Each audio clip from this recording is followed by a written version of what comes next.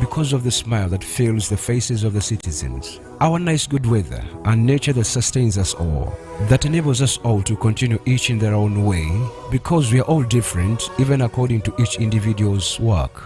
But what joins us to become one person is the sweetness from the flavored drink Alleluia Jingati drink and Alleluia Tamarind drink. The flavor that quenches your thirst while at the same time treating and healing your body, because it is 100% natural. Enjoy the drink that has got the tamarind juice in it. Made by Alleluia Reflexology, Healthy Solutions and Nutritional Research Center Limited. Get yourself a bottle of Alleluia from all shops around.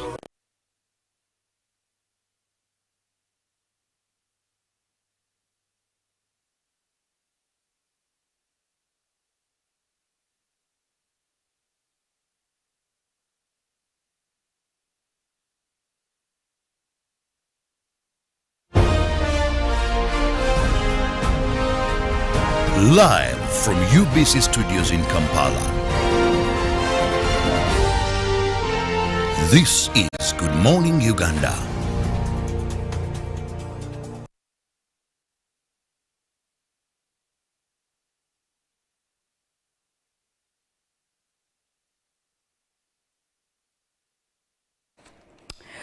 Good morning, Uganda. Thank you for joining us on this 27th day of December 2022.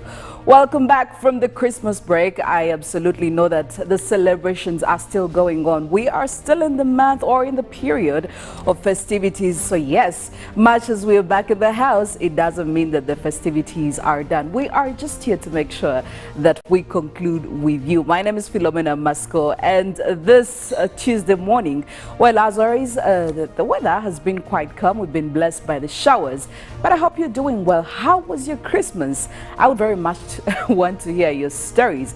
I can tell you personally, I did have a good time. I had some good time with my family. It was good catching up. I mean, we have been through quite a lot throughout the course of 2022. And in as much as we have a couple of days to say goodbye to it, it doesn't stop us from celebrating. But yes, go to our socials and tell me, how was your Christmas? How did you celebrate it? I did catch up on very many stories. I was monitoring on social media, and very many people came through to share their experiences. Those who were traveling, well, my oh my, it was crazy on the roads. The traffic situation was a bit chaotic, I must say, but we have to give thanks to our traffic police post, because from my own personal experience, I will say that on my way from Kampala to wherever I was going, I did witness a couple of traffic roadblocks where these police people were coming in to make sure they regulate the speed of all these drivers. And yes, I cannot say that we did not witness a number of accidents. We did see that, but the number was a little bit low. And I guess people really took a words of caution throughout the course of the week, being very, very careful on the road. Now, it is very important for you to know that in as much as we went beyond Christmas Day, we are still needed or expected to be very careful on the road. We need to keep the trend all the way, because like I did say, we're still in the month or the week or the period of festivities, and it's very important for us to usher in 2023 when we are safe, especially when it comes to our roads. Well, I did also love the fact that when it comes to churches, all the clerics in all these churches, all these religious institutions, they had a very important message to share. I did, again, catch up on quite a number of churches where I did notice that the key message for Christmas was calling out for people to be very united, to calling out for people to live in joy, calling out for people to be humble amidst all these hardships that we have faced in Uganda. I mean, for example, we've had the Ukraine-Russia war, which really did quite a number on our economy. We did see prices go up, business was really going down. But again, this was a message that was being passed on to the congregation by the clerics, to make sure that even with all these, we still need to be united. And again, I did see quite a number of Clerics talk about the insecurity in the country, encouraging people to be very vigilant. And this goes as far as encouraging us to, keep doing what we have been doing. If you remember, a couple of days ago here on Good Morning Uganda, we were asking community members to be vigilant because we've had a number of insecurity cases here and there. And it's still very important. It's very essential for us to continue with the trend as we are ushering in 2023. But again, we are very confident that the responsible stakeholders in the country are still doing the right thing to make sure that we are safe and sound.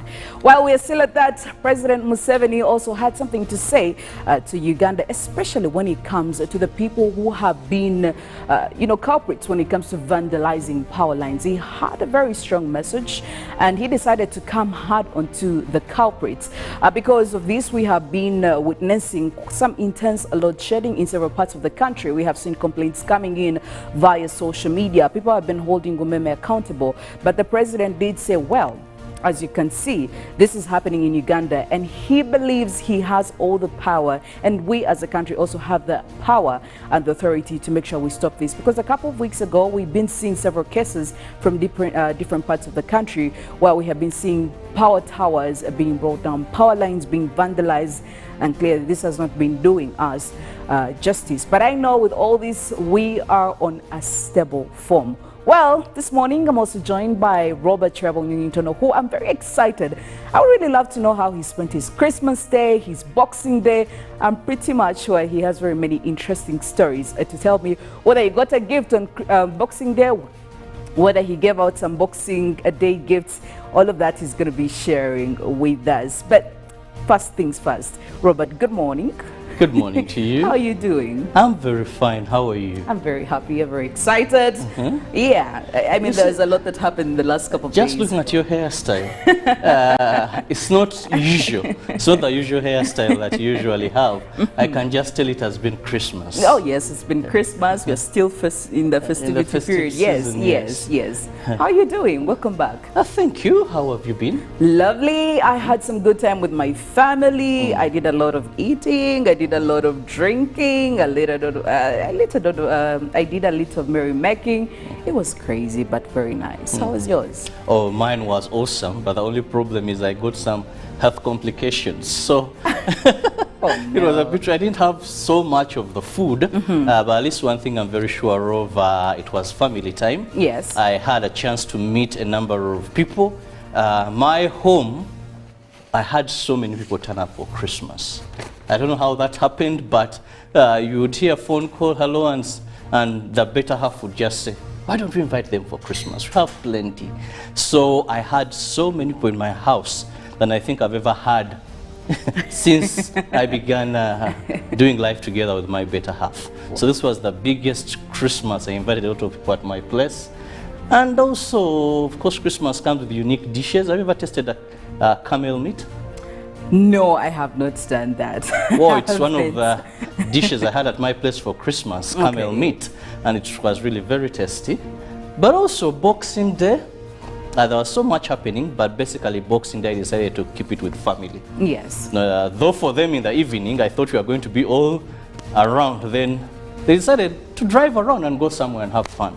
So basically I was home during Christmas. Of course, I visited my parents a bit early Christmas morning. I had something to deliver there. So at least I looked into their faces, wished them Christmas. But by and large, I must say Christmas was okay, except the few cases of accidents. Yes. On Christmas Day, early Boxing Day, and these accidents are taking numbers of people. Yet we see that prior to Christmas, police did so much emphasis on road safety, but I think people did not plan their journeys early enough. People are so excited, and now many will be rushing to celebrate the New Year in Kampala so they can have the fireworks. Yes. So that may also be something else. Oh, absolutely right. Although, Robert, I don't know, from my personal observation, yes, we did witness a couple of accidents, but I feel like people were a little bit more cautious on the road. And, you know, the police, especially the traffic department, really did quite make a lot of noise prior to Christmas, prior to this very specific week, when they were encouraging people to make sure they do all they have to do to make sure that we are safe. But of course, there will always be those individuals, and we did witness a couple of them, a couple of accidents, sadly, and we lost a number of lives, which is really, really sad. And of course, our hearts go out to all the families that could have lost some of their members during this Christmas time. You know, it's a little bit hard. This is a time when families come together to have a good time to celebrate the birth of Christ. It would be very sad that families are coming together to send off their loved one. So our hearts go out to you there, and our condolences. But other than that, I could say we are on the right track amidst all these hardships. And you know, this is the first Christmas that people get to celebrate after COVID-19. So I feel like families were really onto it. They decided for the last 2 years we were not together, so we may as well utilize this period. So well done, I guess. Well done.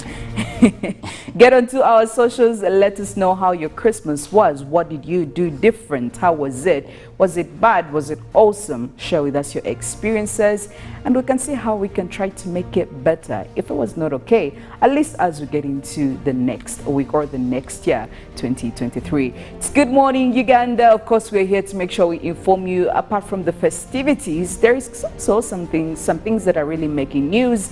So just to help you to catch up both on the local scene and on the international scene. Robert over here will be taking us through some of our local stories. Well, we have a number of stories, but we decided to choose those that we feel we need to have emphasis on. And we'll begin with what happened in Mbale when the office of the RDC was torched. Now, police in Mbale City have started investigating circumstances under which the office of the resident city commissioner was torched, leaving important documents and a sofa set, among other things, burnt to ashes. According to the Elgon Region Police spokesperson, ASP Taika Rogers, the fire started at a known time. Police have started investigations into the cause of the incident.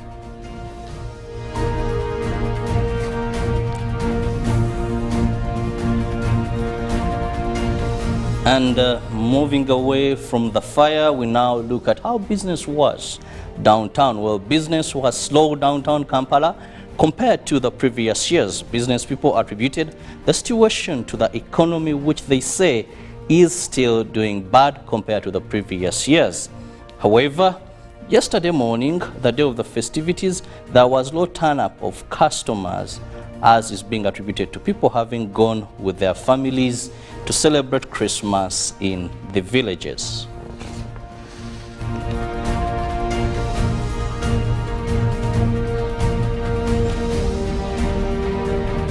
Still moving on, we now look at Nturume Village Women Development Association, which engage rural women in food security to help families produce food for home consumption and for sale. The executive director, Sisi Edith Nyarua, told UBC that some women need land to ensure families have food and they are food secure.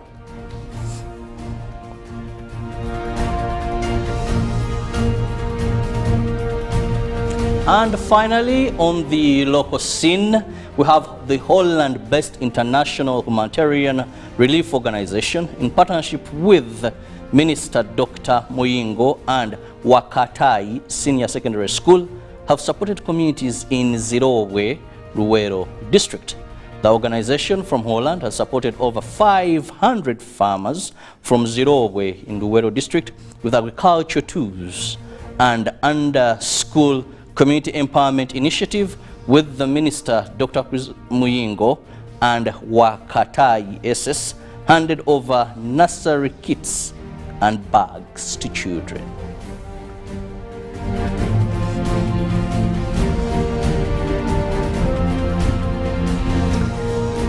Well, looking at some of the stories from the globe, starting off with Merseyside shooting.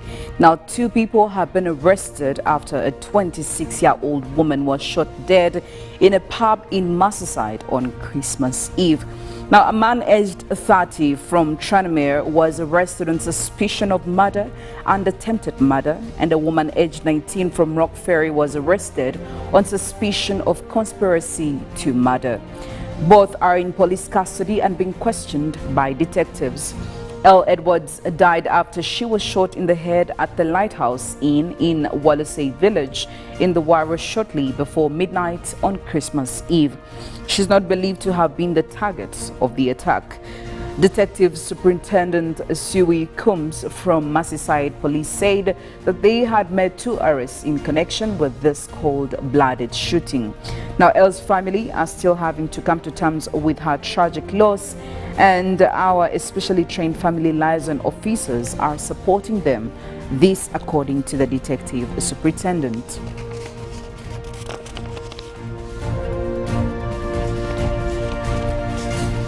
Well, still in more sad news, emergency services in Spain have confirmed the 7th death after a bus plunged from a bridge into a river on Christmas Eve. Rescuers retrieved the body of a woman from the Lérez River in the northwestern Galicia region on Monday. 2 people, including the driver, were hurt after the bus traveling from Lugo to Vigo fell from a height of about 30 meters into the fast-flowing river. Officials say bad weather may have caused the crash. They say the bus driver tested negative for alcohol and drugs. Rescue teams initially ended their search near the village of Pedra, not far from Galicia's regional capital of Santiago de Compostela on Christmas Day after finding 6 bodies. But they resumed the operation after one surviving passenger said a friend she had been traveling with was not on the official list of victims. The woman had not been reported missing as nobody had been waiting for her, a Guardia Civil police spokesman told news agencies. Her body was spotted by a helicopter in the river on Monday morning. Emergency services were first alerted about the incident by a passing driver who told them that a section of the bridge's safety barrier was missing. Just minutes later, one of the survivors called them from inside the bus as it was fast filling with water. This helped rescue teams to quickly locate the crash site. Among those on board were people who had just visited loved ones at a prison in central Galicia, according to local media.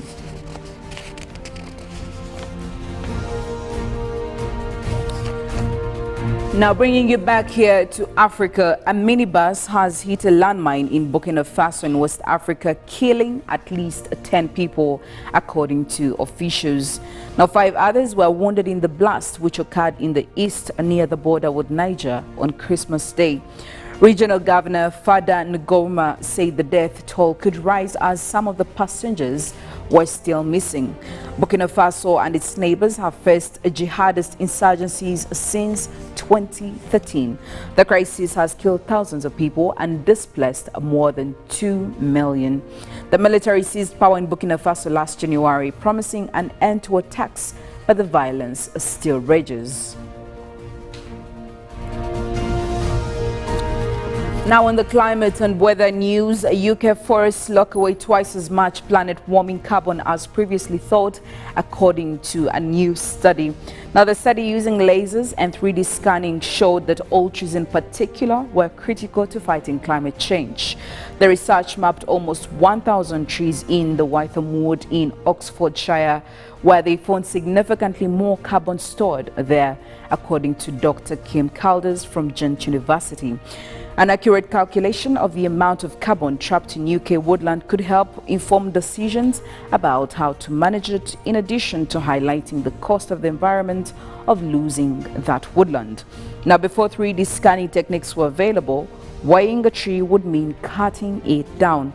The latest research, published in the journal Ecological Solutions and Evidence, produced laser scanned maps of each tree and converted those into a model. That gave a measure of each tree's volume, which the scientists used to calculate the amount of carbon captured in each tree's trunk and branches. It showed that a patch of UK forest weighs about twice as much as previous calculations suggested. Well, it is Good Morning Uganda, and we are still with you, welcoming you back from the Christmas festivities. While as some of you are still celebrating, well, I could say we are back to the grind. Lucky for you, we are here with you all the way. Feel free to let us know how your Christmas went. Get onto our socials, Twitter, the hashtag is UBCGMU. You can also make use of our WhatsApp platform and let us know. We would love to share your experiences with the rest of our Good Morning Uganda family. What thing did you do different this Christmas way with family? Was work taking you all the way? Yeah, because there are people who are still locked up in offices, because some of these are actually essential workers, I must say, and they wouldn't probably have a break off. We would love to know all of that and much more. The number is 0709 602 592. While it's it, I know that Uncle Bob still wants to spread some good news when it comes to your health. We are not done with everything. Christmas is done, but your health is still a continuous pattern in your life. Well, hallelujah, reflexology brings you hallelujah tamarind, hallelujah banana fruit juice, and hallelujah ginger tea. What these do, they boost your immune system. So just go and get any of this. Well, there you go. I don't know, today is actually International Day of visiting the zoo, Uncle Bob, and I don't know if you have done that. I did see a couple of people visiting the zoo, and I'm just wondering how many times I visited the zoo this year. Strictly one. Wow. But I want to thank the Uganda Wildlife Center. Yes. I want to thank their ED for being very innovative.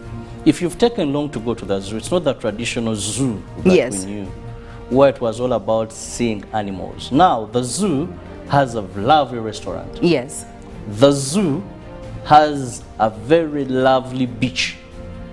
It's even good for a wedding. Yes. You know, in the sand. The zoo has a conference center. And this conference center is within the waters. The beach is so lovely, it's within the water. So you walk, so you're sitting on top of the water. You can have your wedding there, you can have a conference there, you can have a workshop there. The zoo has a children's park.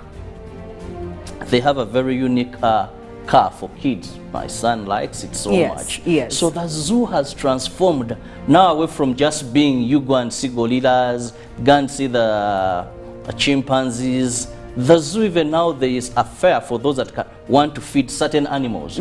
For example, I enjoy feeding the giraffe. So it's no longer the other zoo. Go there.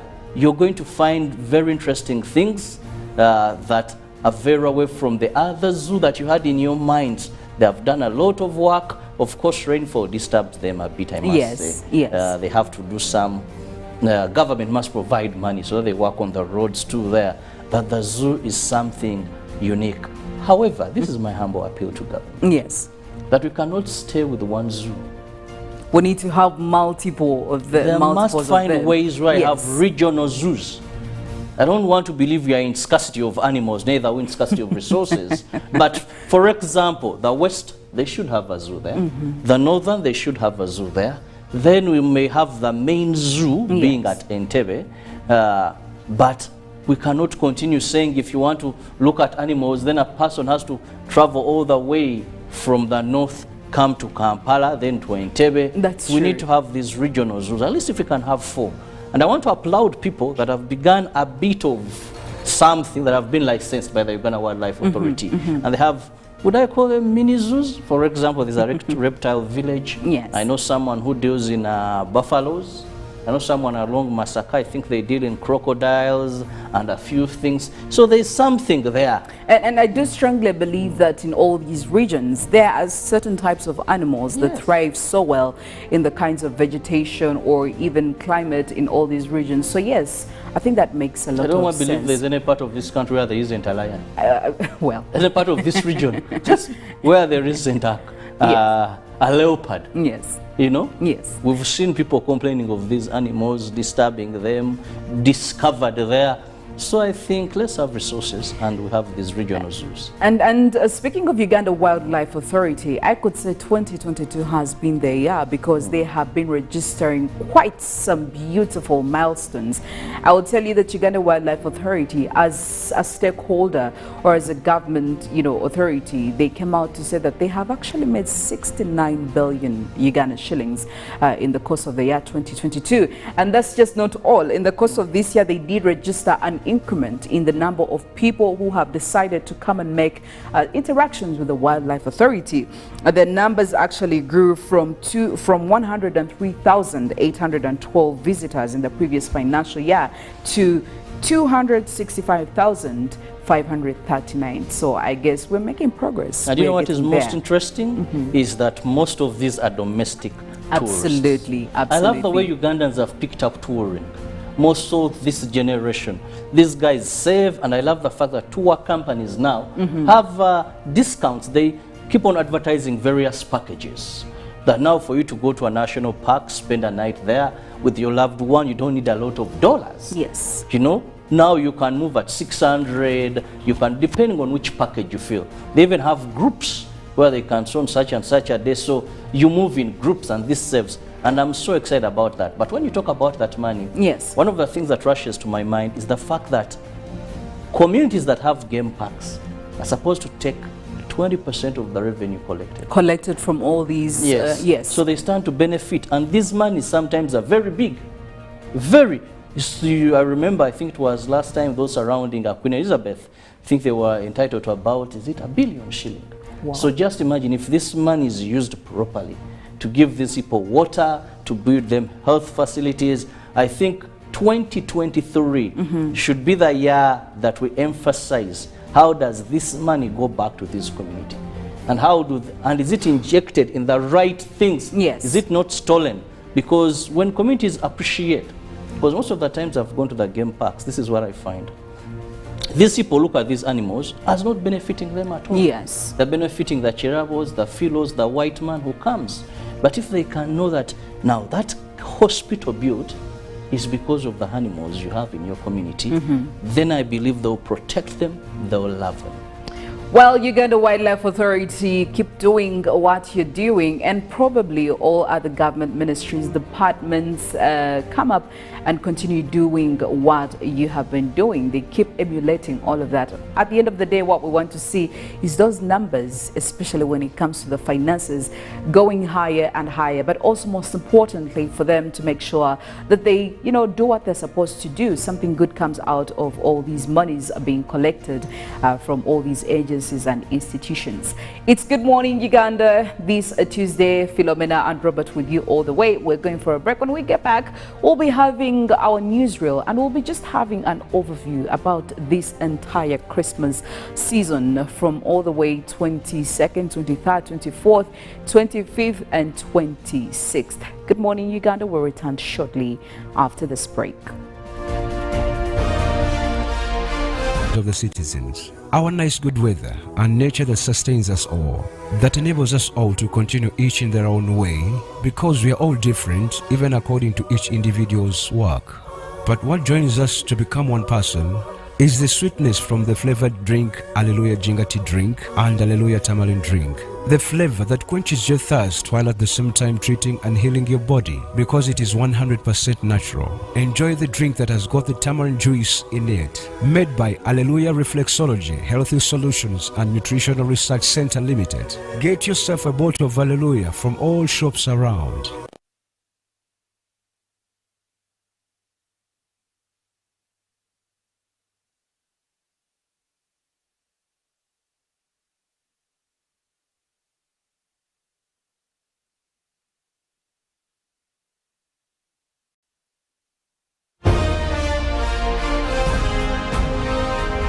Live from UBC Studios in Kampala. This is Good Morning Uganda.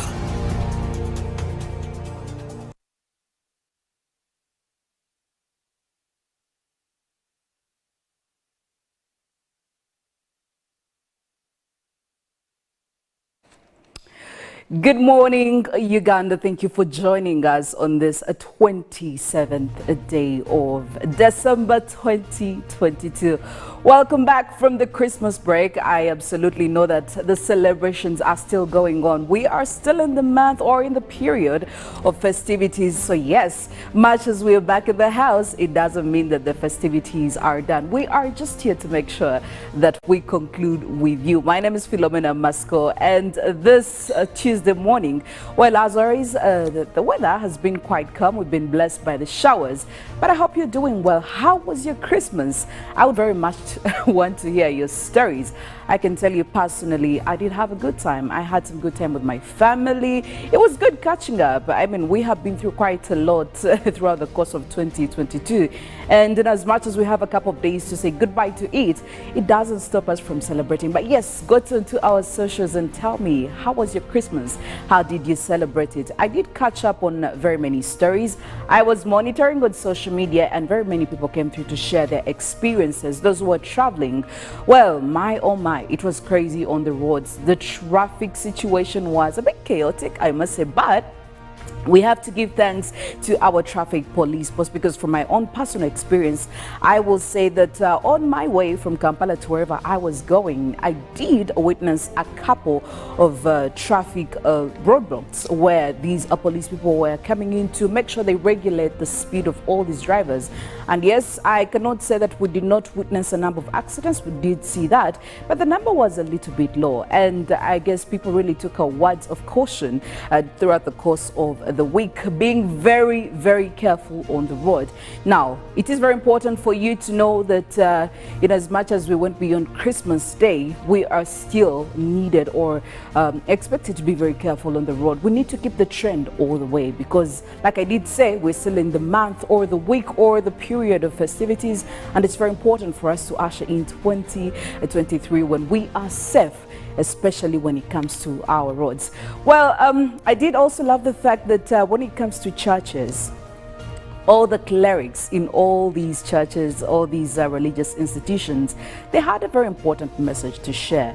I did again catch up on quite a number of churches where I did notice that the key message... Complete your transactions. Dial star 165 star 5 star 3 hash to apply. MTN Momo Advance is always available when you need it. Would you know where to find your children if they got lost in a supermarket? Do not think so hard. The answer is simple. Like adults, they too are in love with the delicately and expertly prepared freshness of, you guessed right, the ever so tasty Sam's Crisps. Sam's Crisps come in tangy lemon, fruit chutney, salt and vinegar, chili, tasty tomato, and more. All available in your nearest shop or supermarket.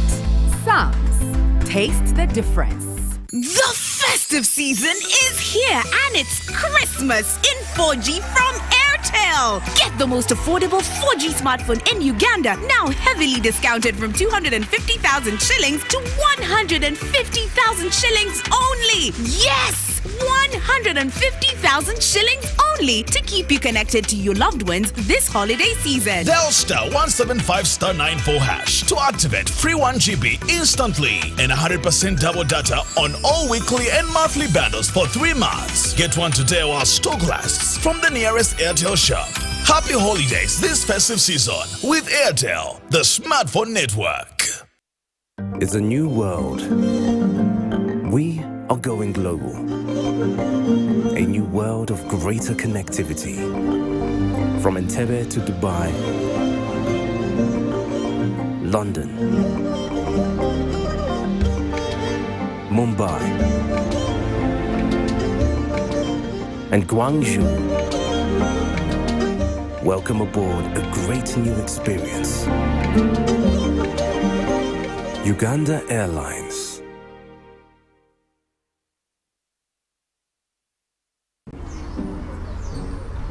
Paying for groceries the old way. 3, 4, 5.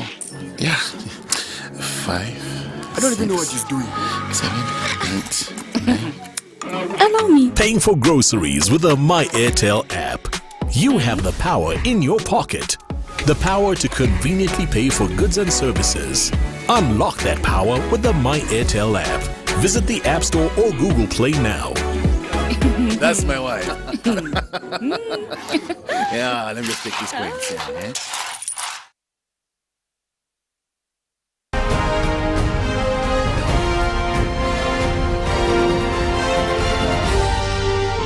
This is Good Morning Uganda.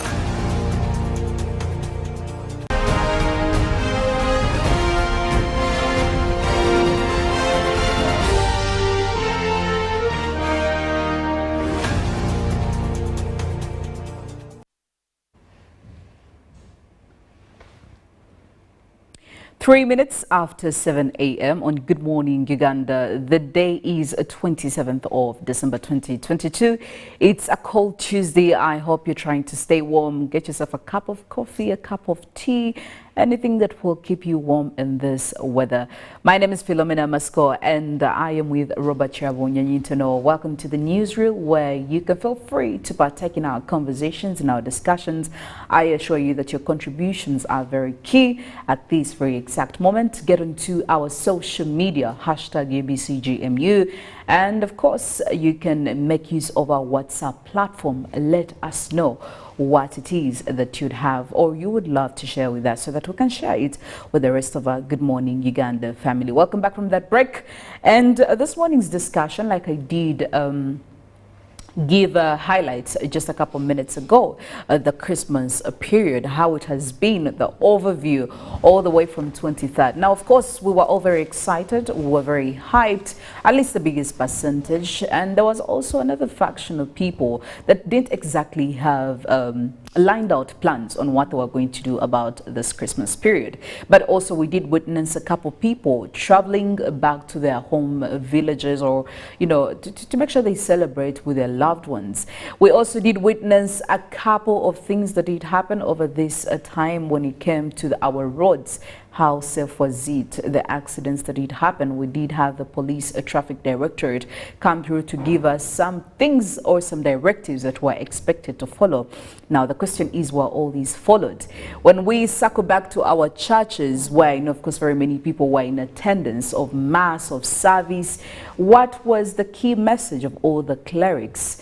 And all of that, we'll be talking about it. But the most important and the biggest thing that I loved about all this is that the message that was being preached all throughout these churches was so relatable to the current situation, Robert. And for the first time, I was truly and genuinely happy by what all the clerics were talking about during the masses, during the services. It was pretty interesting. They came back to the ground and talked about what was happening.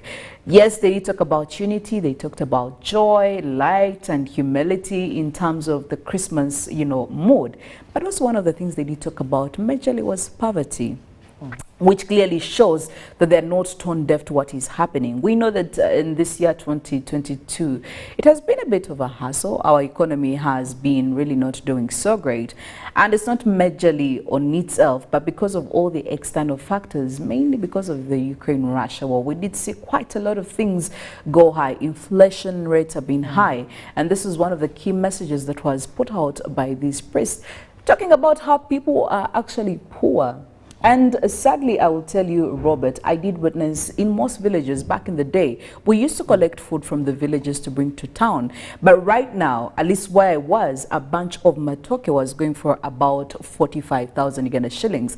This is in a village setting. Back in the day, a bunch of matoke was like 3,000, 2,000, but 45,000 Uganda shillings.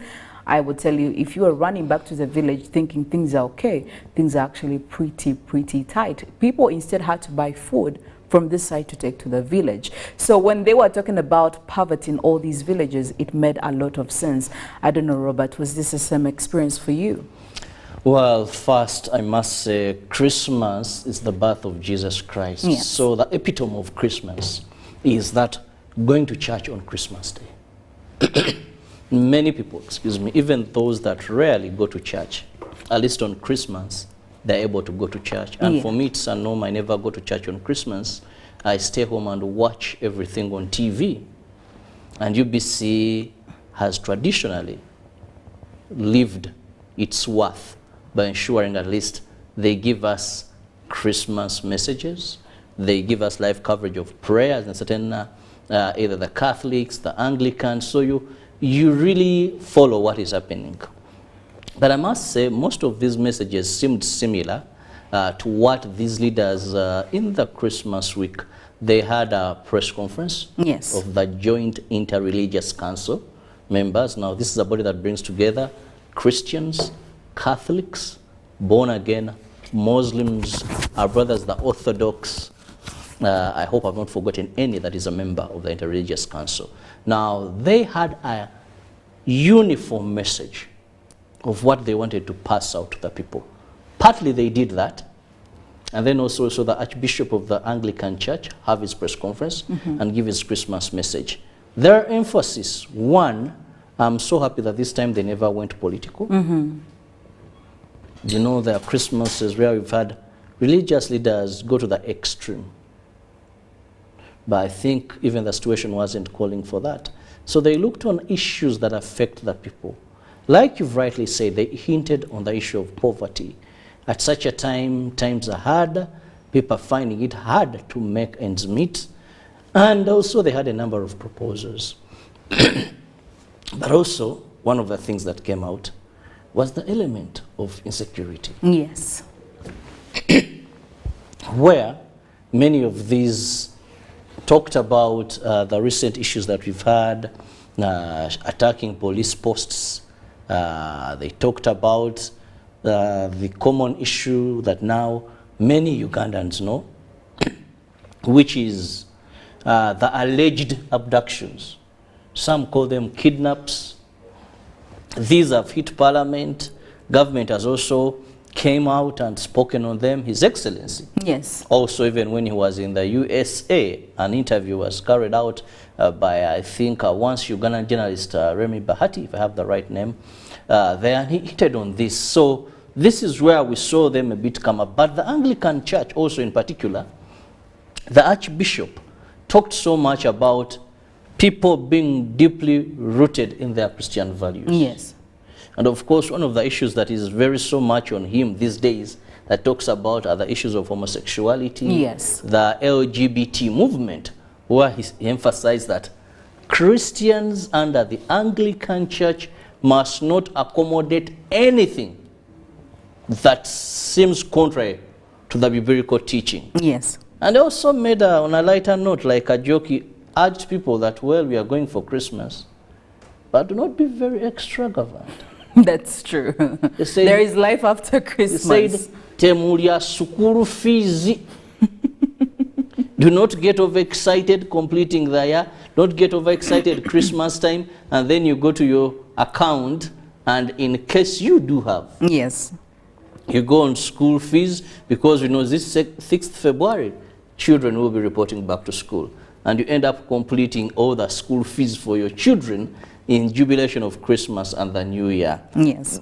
So generally, the Catholic Church still it was understanding the reason why Jesus Christ was born. And I like that message, yes, understanding why he was born. He wasn't, of course, for them, they want so much on you shouldn't spend so much, but because partying is part of celebration. Yes. A birthday cannot be a birthday if it's not celebrated. If people can inject millions in their birthdays. A man of 40, we had a person who spent, I don't know, we had a national round birthday. Yes. You know, millions were spent. In Kampala, in Western Uganda, in the North, we had a birthday for almost a month, celebrating a birthday for almost a month of a particular individual in this country. Then why not celebrate the birth of Jesus Christ? Yes. By extreme feasting and eating. So the messages were usual about spirituality, protection of life and property. Also, we looked at the economy. And this is reflected, even if you move downtown, my dear sister, this festive season. there wasn't, I think, so much buying. That's true. Well, we're still on the topic of some of the key messages. The Archbishop of Church of Uganda, that is Kazimba Mugalu, did have quite some important messages he passed out. Number one was reconciliation. And he did talk about the fact that with all these Christmases we have celebrated, people have not understood the whole relevance of celebrating Christmas and being able to make sure that you are in good reconciliatory terms with people. And he did ask out, and this was not even only cut out to society members, he went further on to put it right into our leaders. Why don't you reconcile with your people? You know, could be socially, could be politically, it could be economically, because he was saying, why are you going to church as a leader when you have not reconciled with your people? You as a society member, why are you in church when you haven't, you know, reconciled with your neighbor? You're here in church, but you're pretending. You have a heart full of hatred. So he was really quite very blunt on the topic of, you know, reconciliation. And I just thought, like, maybe we need this. We really need this more in 2023, reconciliation between leaders with their fellow leaders, leaders with their people, people with their fellow ordinary people. It's really, really necessary. But he also did talk about some other thing, about people losing shame. And on this very topic, he did talk about how people have just decided to be very shameless on social media. He did talk about how people feel free and it is okay for them to write anything on social media, to post anything on social media without feeling bad or without feeling any shame, whether they are spreading lies or not. He was quite very hard on that while he was preaching, and even talked about how people have just decided to engage themselves again in acts of homosexuality and all of that, bringing shame back to the culture of us as Africans in our own culture setting. So he was quite very hard on that. And in my own church where I prayed from, I think that our priest, the head priest, was actually talking about how people have just lost it when it comes to humility. People are not humble anymore, and he was very, very, very critical on the leaders, saying our leaders have lost the humility, the cause of humility. He actually did point out a number of parliamentarians, and he did say the moment they stepped in there, they lost it completely and whatnot, and just said maybe you just need to be reminded of your purpose, why you should be able to serve your people, and you should do it with a lot of humility. So I guess the key messages from all these churches, from all these, you know, places of worship were very, very relatable. But also away from that, Robert, we did have our security over the place. Earlier on, we were having a conversation about the people who were intending to have entertainment or to entertain people during this time. Because usually, I mean, this is a time of celebrations. We'll have artists, especially from our social perspective, coming to give us quite some good shows and all of that. But police did also issue out a number of regulations before. I don't know, in your perspective, how was that? Well, I must say COVID-19 in one way or the other taught Ugandans to abide by the laws. I think they also learned that police can say certain things and mean them. Because when they issued out guidelines on how people were going to celebrate in case you had events, first I want to thank Uganda Police, but also the public, that also they were able to adhere. One was closing time of beaches. Yes. What time people are supposed to leave water.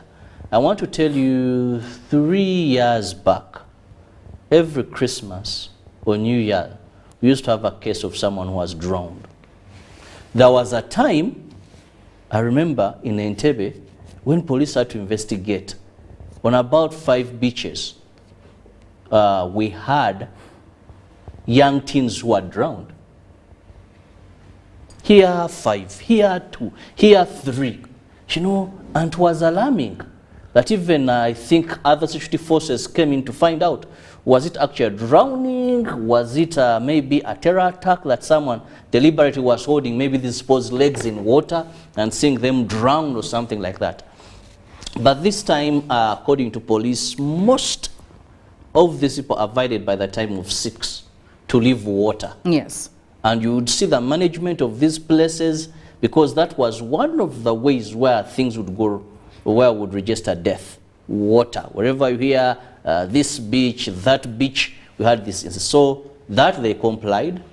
Then also was informing security. If you went to most of these places, you would find that there's a connection between police and there's deployment there. Yes. And this deployment would show that they're in collaboration with the management of these events. It's not like where you see policers coming, but they seem to be confused also. Or they are coming in to either close, stop, or apprehend or something like that. Most of these places worked with police because the guidelines were, if you're going to have any event, and this is going through until New Year's, you must inform police and work on a security plan with the police, how they are going to police this place, have limited numbers. I saw a number of places where people were stopped from entering. They were told we are full to capacity. And this I know management couldn't like, but police gauged and they'll tell you, you know, we are no longer accommodating people. Remember this was that organize the promoters. Yes. They want numbers, they would fix people, but police would say that is enough. Management, you can no longer allow in more than the numbers you have. But also there was a requirement that if you're going to have shows and you're going to have artists perform, you must provide all contacts of the artists and their names that are going to perform at this venue. Why? Because there was usually, we used to have challenges where an artist says, Juliana Kanyomozi, I'm going to be at Kalenda Rest House. Then you hear, I'll use Juliana because she's my best artist. And that you know, oh, I like Juliana It's Kanyomozi. very evident. Yeah, so I really enjoy Juliana Kanyomozi's everything about her, more so how she conducts herself. So you'd have such an artist maybe announced on posters in 10 places. 10 places, or even 20. And some of these places would be very distant. You know, they announce you in Masaka, they announce you in Mbarara, they announce you in Kampala.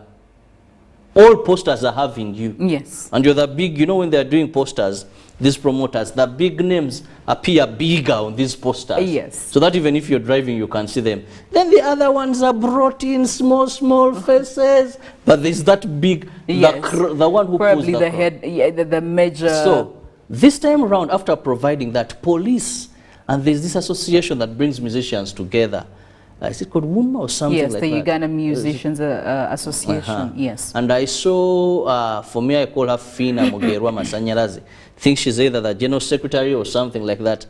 Clearly working with the police and event organizers to ensure they don't have this. That if you're booked, rather charge a lot of money and have 3-4 shows than saying I'll pick a 500, Yes. I'll pick a 800. At the end of the day, you fail. And you know what happens? That's why this time we didn't have these cases of saying the crowd or revelers became rowdy and broke chairs, because this has been a norm. Yes. From the 2 years of COVID, that every Christmas there is where the crowd either beat up an artist, Yes.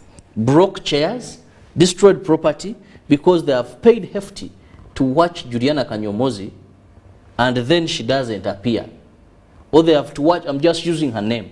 So, as an example, but she has never let down anybody when she promises to come. So this time I saw police, event organizers, the body that runs artists working together, and we got this success that I must say. I hope and pray that even when it comes to the 31st, where we have the New Year celebration, ushering in the New Year, this is strictly observed.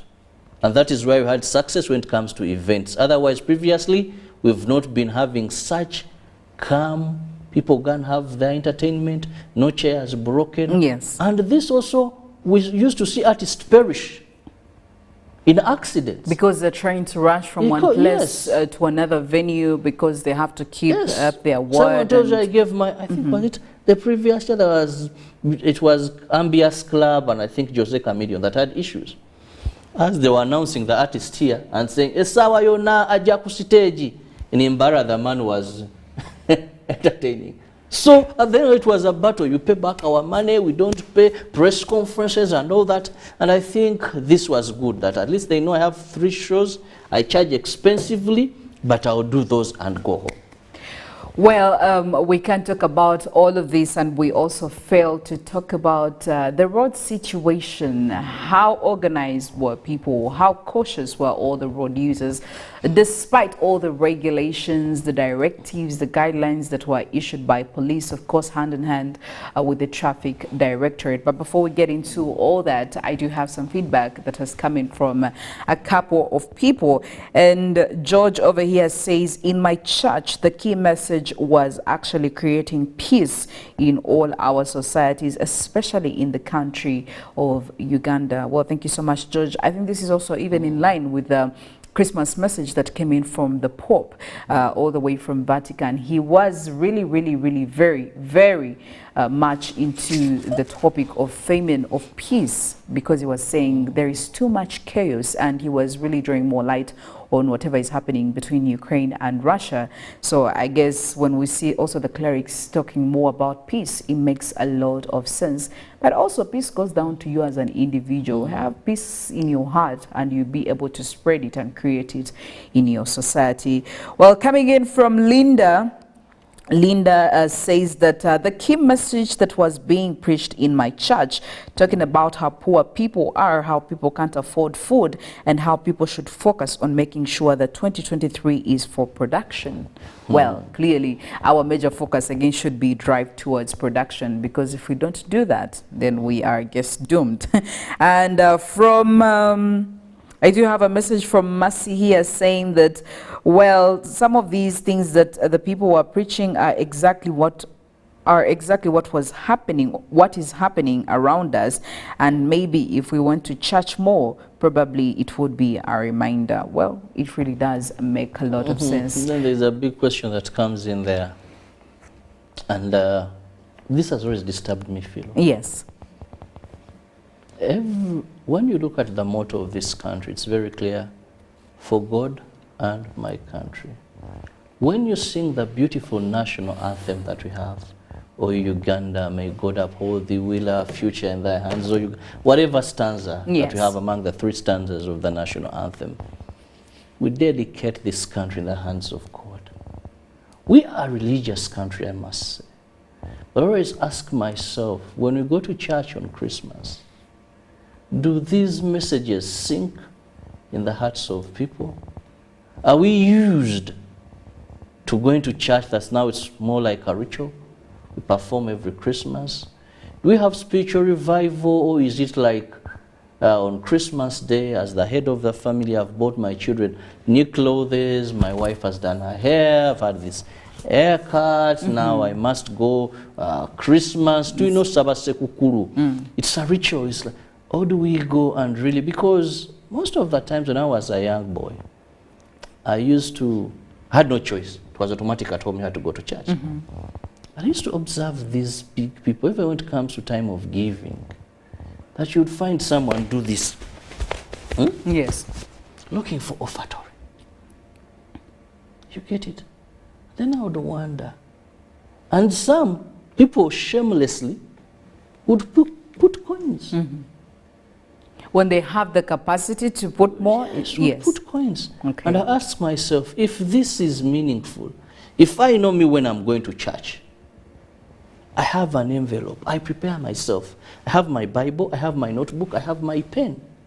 Because once in a while I review these sermons. Yes. My offertory, I prepare it. I know how much I'm going to give to church. I have my tithe. I may not be very perfect with tithing, I must be very honest. Sometimes I tithe effectively, sometimes I fail. But at least my offertory, if I know I'm giving like a 50K, I leave home well prepared. So even when you see some are picking mobile phones, some are like this, my phone is never on. Yes. I will find all my missed calls there and I will call back, you know. So I'm like, do we really partake of these messages? Or are the men of God taking time preparing sermons? I don't know what has been your observation, but Christmas, Easter, these big days, no wonder the churches are so filled to capacity. But I highly doubt people are taking these messages. They are so much into the music played, and when it comes to our brothers, the born-again community, yes, it is worse, because the choir itself is enough to distract you. The pastor comes glittering on Christmas, the suit of the pastor on Christmas. If you're not focused, then you go back and ask someone, what was the message in church? Then someone will tell you, Omusumba abadde n'engatto. Abadde inene suti jayambadde, yes. Abadde ne suit oba yagikola mu nswaswa. Then the youth will tell you, the other sister in church, yeah, the other girl could shake. So I think now our religious leaders must now emphasize that, you see, you've come here, please concentrate, take this message, because when you talk about reconciliation, Dr. Samuel Kazimba Mugalu has preached reconciliation all the Christmas. Yes. When we talk about peace, the Pope, every Christmas, when we mention what is new that they preached, but do we see this sinking in the lives of people? Fellow Ugandans, I must say, we should stop making going to church a ritual. We need to have, if these messages were sinking in the hearts of people, corruption would be no more. Yes. Homosexuality that the man is bothering with. I want to tell you, Philo, I was shocked. I was following social media. Most of these people that are Ugandans and they are gay, they are lesbians, we thought they never return home. I was shocked. These people are in Uganda with their families, posting wherever they are. You get it? Yes. And they're accepted in communities. They're not rejected. Yet when they go out there, they're like, we are persecuted, we are rejected. Now you're back here. And they're dressing the way they were dressing. I went to a traditional function, introduction. I saw one. I thought she was going to be in a Gomez, but of course it was in a kanzu and everything. Yes. So we need really to remove doing things for the purpose. We've gone to church, Christmas, Easter, New Year's, but have meaning and purpose of what is preached. Otherwise, this is the direction I feel New Year's message, our fellow preachers emphasize, tell people. You've not come to show your new hairstyle, your clothes, your new shoe, to tell your family to Sabaku Christmas. You've come to pick the Christmas message so that it works in your life throughout the new year until the end. Well, there you go, but continue sharing with us how your Christmas went. What was your take from all the preachings that happened, from whatever happened, even outside church, in your community, in your, in your homestead, in your family? I would love to know that, and of course our entire Good Morning Uganda family would deeply appreciate that. Well, we're going for a break. When we get back, we'll be looking at some of the big stories. That is, of course, the New Vision, the Daily Monitor, and the Daily Nation. And I can guarantee you that they're also looking at a general overview of how this Christmas went. They'll be giving you numbers here and there, what happened in this church, who said what. So make sure you stay with us for all of that and much, much more.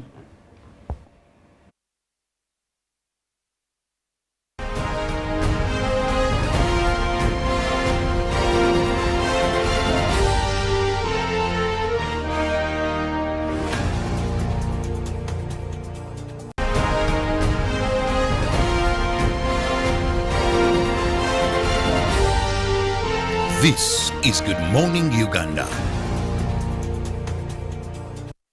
It's a new world.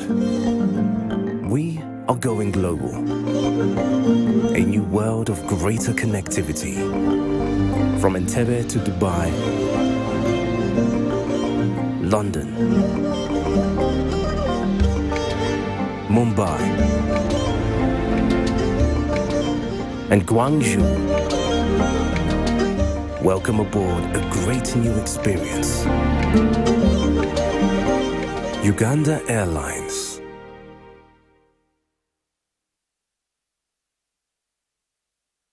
When you talk about our motherland Uganda, the Pearl of Africa, you cannot fail to smile because of the smile that fills the faces of the citizens. Our nice good weather and nature that sustains us all, that enables us all to continue each in their own way because we are all different even according to each individual's work.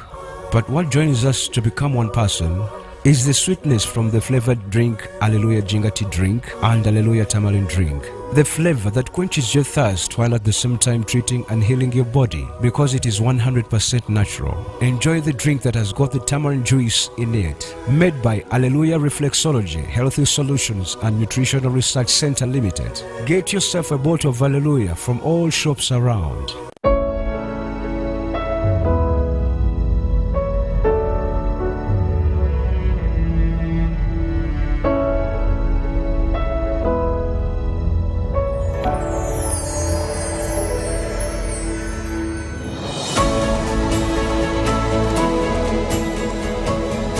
A good school doesn't tolerate violence against children.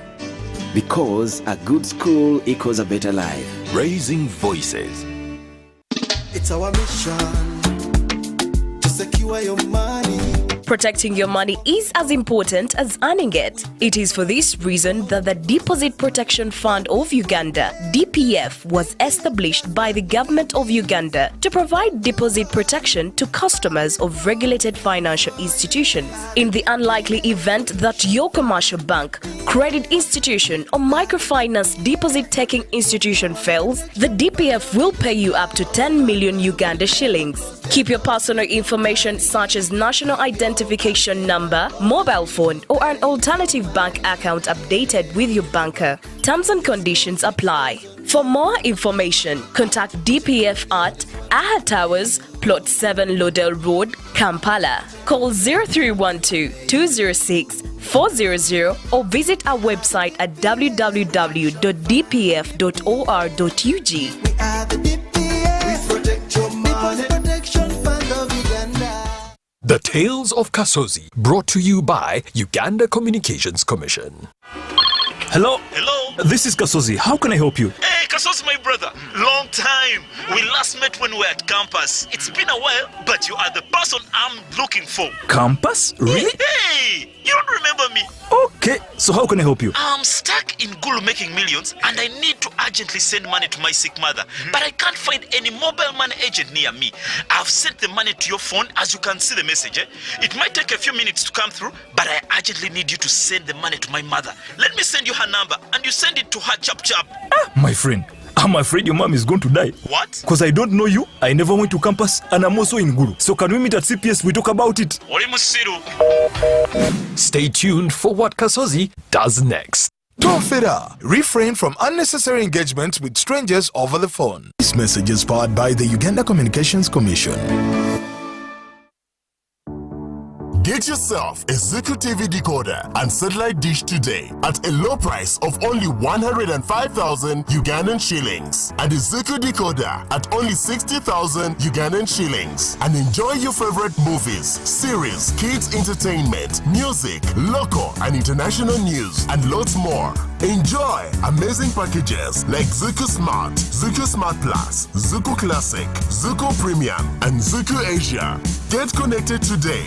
Zuku, life got better. Every waking day is a reminder just how beautiful this, our land, truly is. The kind of beauty that you can only find here, in the lush green all around us and the wondrous sights within. It's in the distinct aroma of our cooking to the taste of food that takes you on a journey. In the sound of homecoming and the sound of Mother Earth. In the magnificence we find on our travels and the exciting moments we experience. Ours is the kind of beauty that comes in all things big and small. All we have to do is awaken our senses and truly enjoy what's uniquely ours. Explore Uganda, the pearl of Africa.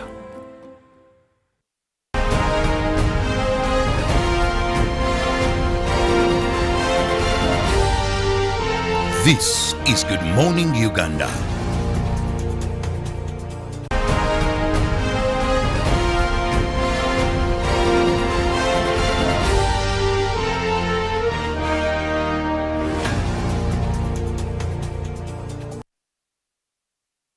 The press review this morning, starting off with the Daily Monitor. What are some of the big stories that you should be expecting when you get yourself a copy of this paper? Well, fury as government holds a labor export deal. Now, the government's move to smooth the rough edges of bilateral labor agreement it entered into with the Kingdom of Saudi Arabia back in 2017 has riled key players of a subsector estimated to bring in about 3.4 trillion into the economy on an annual basis. Clergy call for peace, reconciliation among Ugandans, and in the big picture over there, you're looking at the Archbishop of Kampala Diocese, Paul Semogerere, posing with the clergy and dignitaries after Christmas Mass at Rubaga Cathedral, where he did have some crucial messages that he was passing on to the congregation. And in more stories, Massacre Road accident claims 5 people. And still in more stories, Museveni warns power line vandals. He says a lot is going to be done to make sure that this vice is broken. Now, John Mitala was an embodiment of integrity. Who is John Mitala? Why are they saying what they're saying? Get yourself a copy of the Daily Monitor. And still in more news, drama as government appoints namesakes to RDC job. And moving on to the new vision, government sets priorities for next year.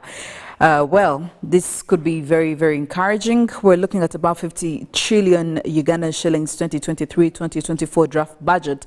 Now, this is majorly to boost that economy. And still in more news, President Museveni celebrates Christmas with family. Looking at the picture there with the president, with the first lady.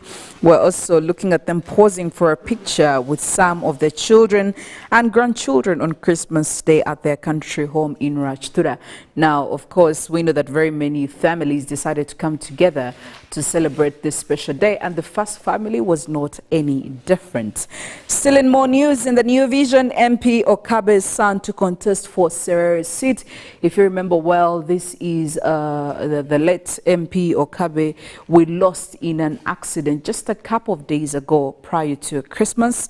And Health Centre's BMK contract renewal okayed, and be certain to also find an obituary over there. Mitala, the scandal-free public servant. And of course, there is a Christmas roundup. Christmas was very peaceful. According to the reports coming in from police, church leaders were calling for national dialogue as well. So all of that, where, how, why, be certain that you will find it in the New Vision this morning. Make sure you get yourself a copy. Now, looking at what happened in Kenya, of course, there were also more celebrations over there. But again, there was still a lot that was also happening.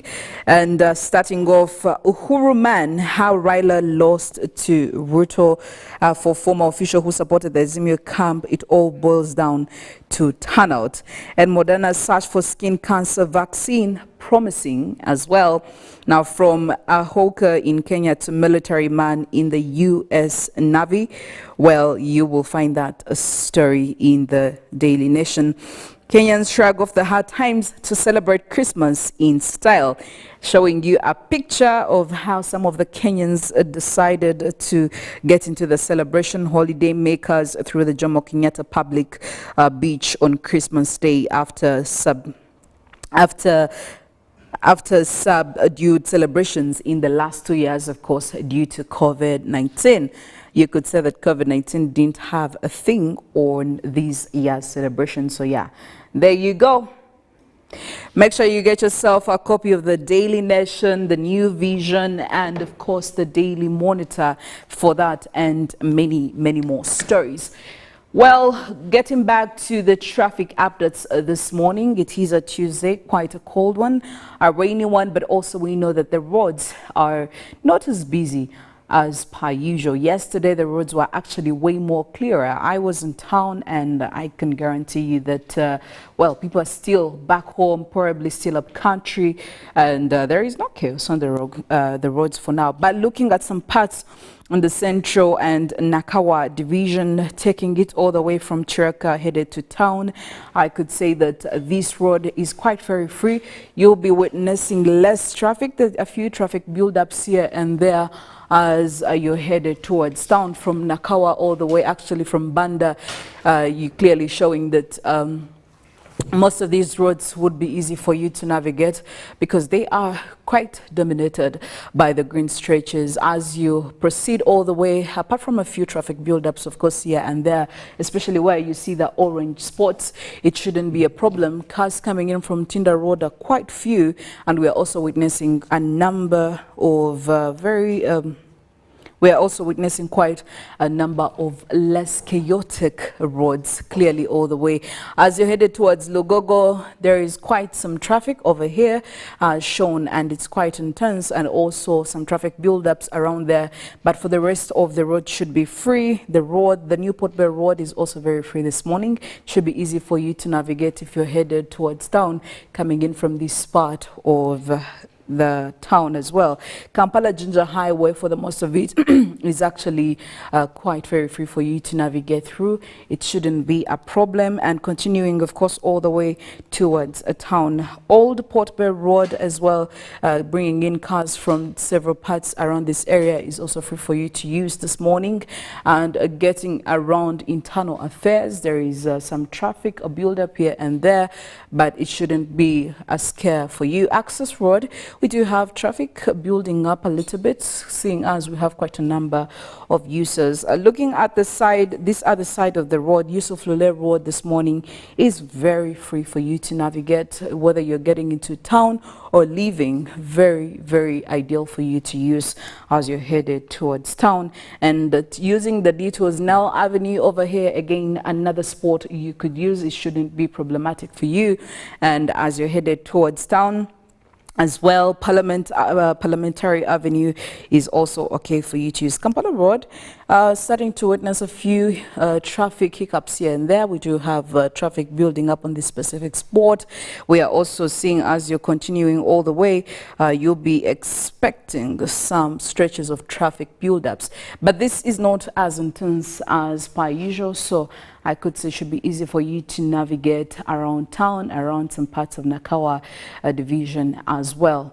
Like I did say at the start, the traffic is a bit accommodative as we are still getting into this week. Make sure that you use this time if you really want to before people travel back from upcountry areas. And again, this is the day and other days to come after where we witness people returning back to Kampala and getting to normal business as usual. Well, that's it from our traffic updates this morning. Good morning, Uganda is still continuing all the way.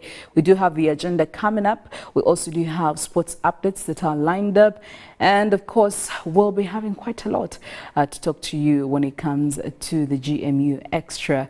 Do stay with us. We'll be back shortly after this break. I am Philomena. Mastiko. Have a great Tuesday morning.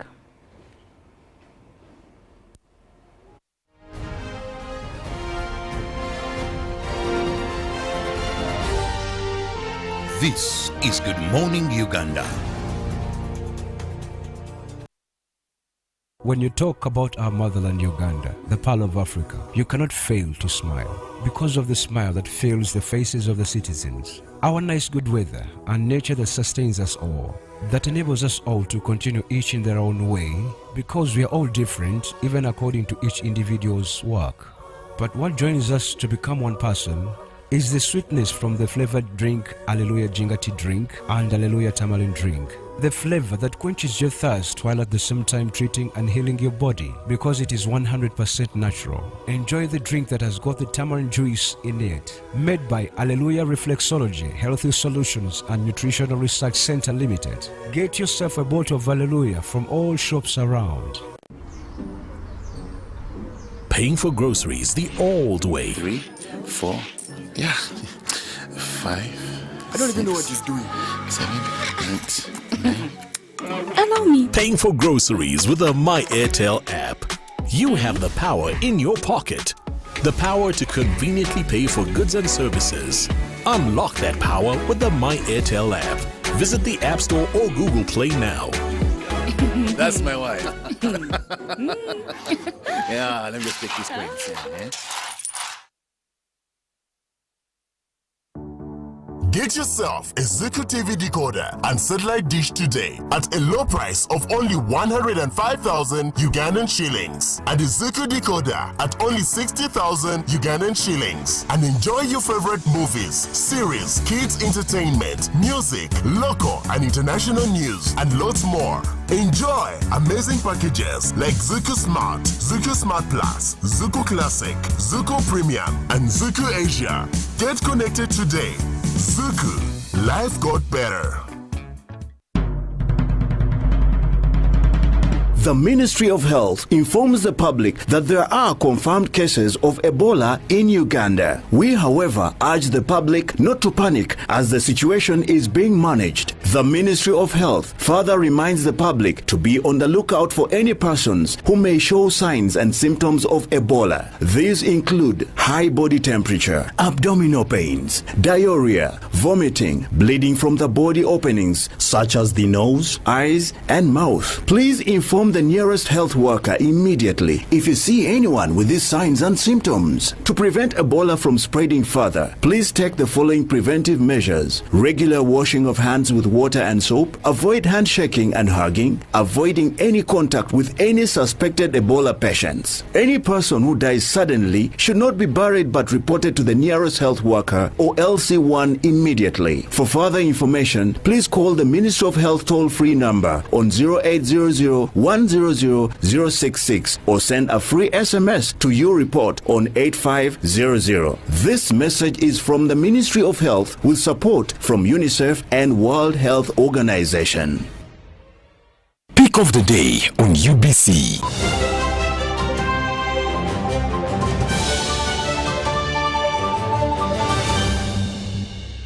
Was brought to you by Get away with MTN Momo Advance. Momo Advance tops up your Momo to complete your transactions. Dial *165*5*3# to apply. MTN Momo Advance is always available when you need it. Every waking day is a reminder just how beautiful this, our land, truly is. The kind of beauty that you can only find here. In the lush green all around us and the wondrous sights within. It's in the distinct aroma of our cooking to the taste of food that takes you on a journey. In the sound of homecoming and the sound of Mother Earth. In the magnificence we find on our travels and the exciting moments we experience. Ours is the kind of beauty that comes in all things big and small. All we have to do is awaken our senses and truly enjoy what's uniquely ours. Explore Uganda, the pearl of Africa. My name is Charles Peter Maiga, the Katikiro of Buganda. It's very important to groom and nurture our children into responsible citizens. But that doesn't mean that we've got to beat them up, got to hurt them. I think we need to groom our children into people who have self-worth. That will enable us to have citizens who will be responsible and who will also look at violence with disdain. Because a violence-free childhood is everyone's right. Raising voices.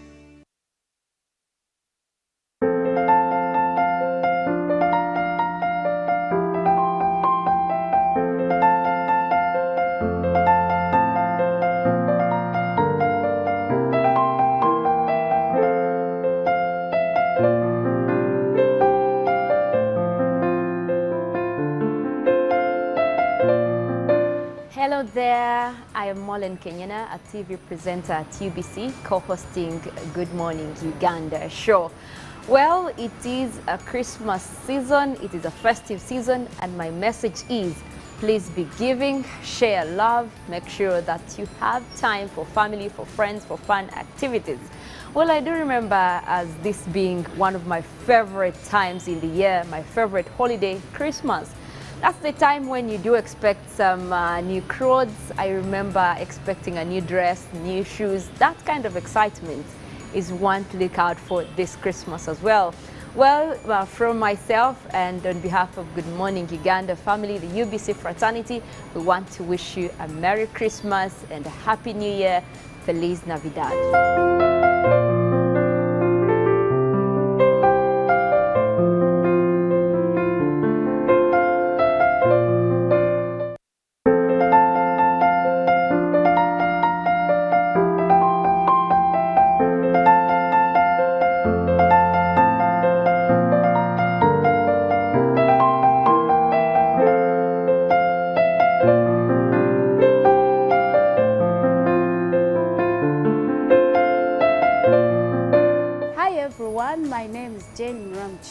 Wishing you a season that is merry and bright with the light of God's love.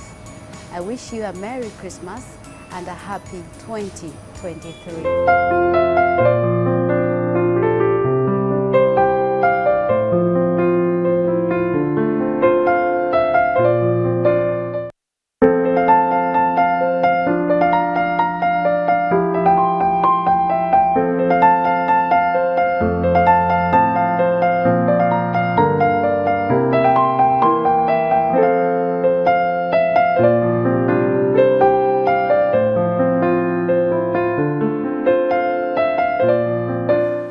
Dear Ugandans, this is Christmas season. It is about peace. It's about love. It's about coming together. I want to call upon you to celebrate Christmas with love, but also sharing with one another. Actually, when you talk about Christmas, which is about peace, peace be with you. And now we have men and women stealing so that they can enjoy Christmas. Corruption. People even steal matoke, goats, so that you enjoy Christmas. Really, a day of peace, you make a decision of killing your friend, your countryman, so that you really have money in order to enjoy Christmas. That means you have not understood the significance of Christmas. Christmas is about love, love for God and love for each other. So I wish you a wonderful Christmas. Christmas, which is service after Christ, worshiping Christ. That's why it's called Christmas, not Xmas. X means you cancel it. Somebody say, my ex-wife, ex-boyfriend, which means not there. When you say Xmas, which means no worshiping of Christ, it should be Christmas in full, not Xmas. God bless you in the name of the Father, the Son, and the Holy Spirit.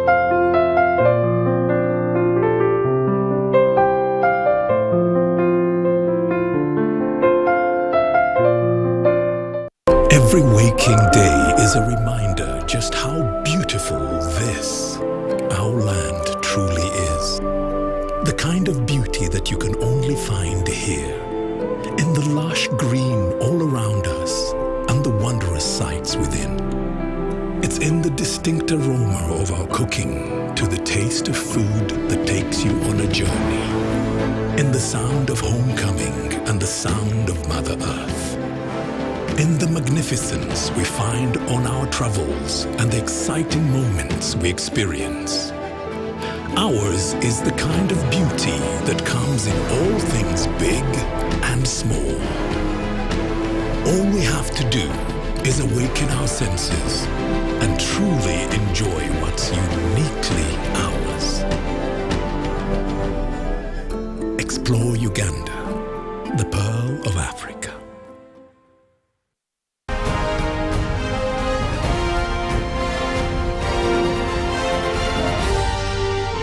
This is Good Morning Uganda.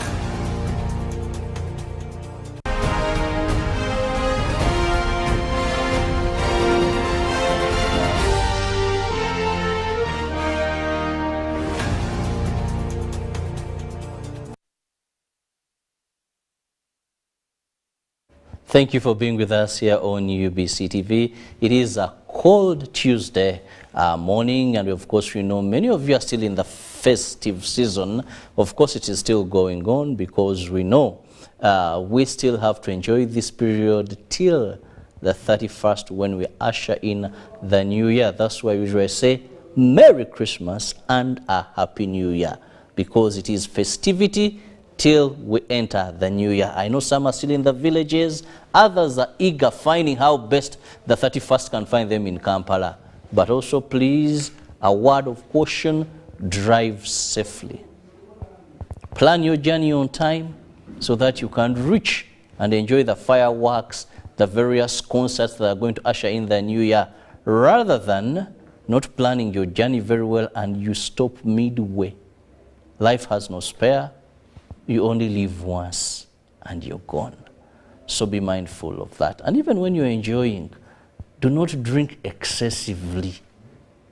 I'm told some people are now in hospitals over drinking. How do you go into a competition of taking a spirit?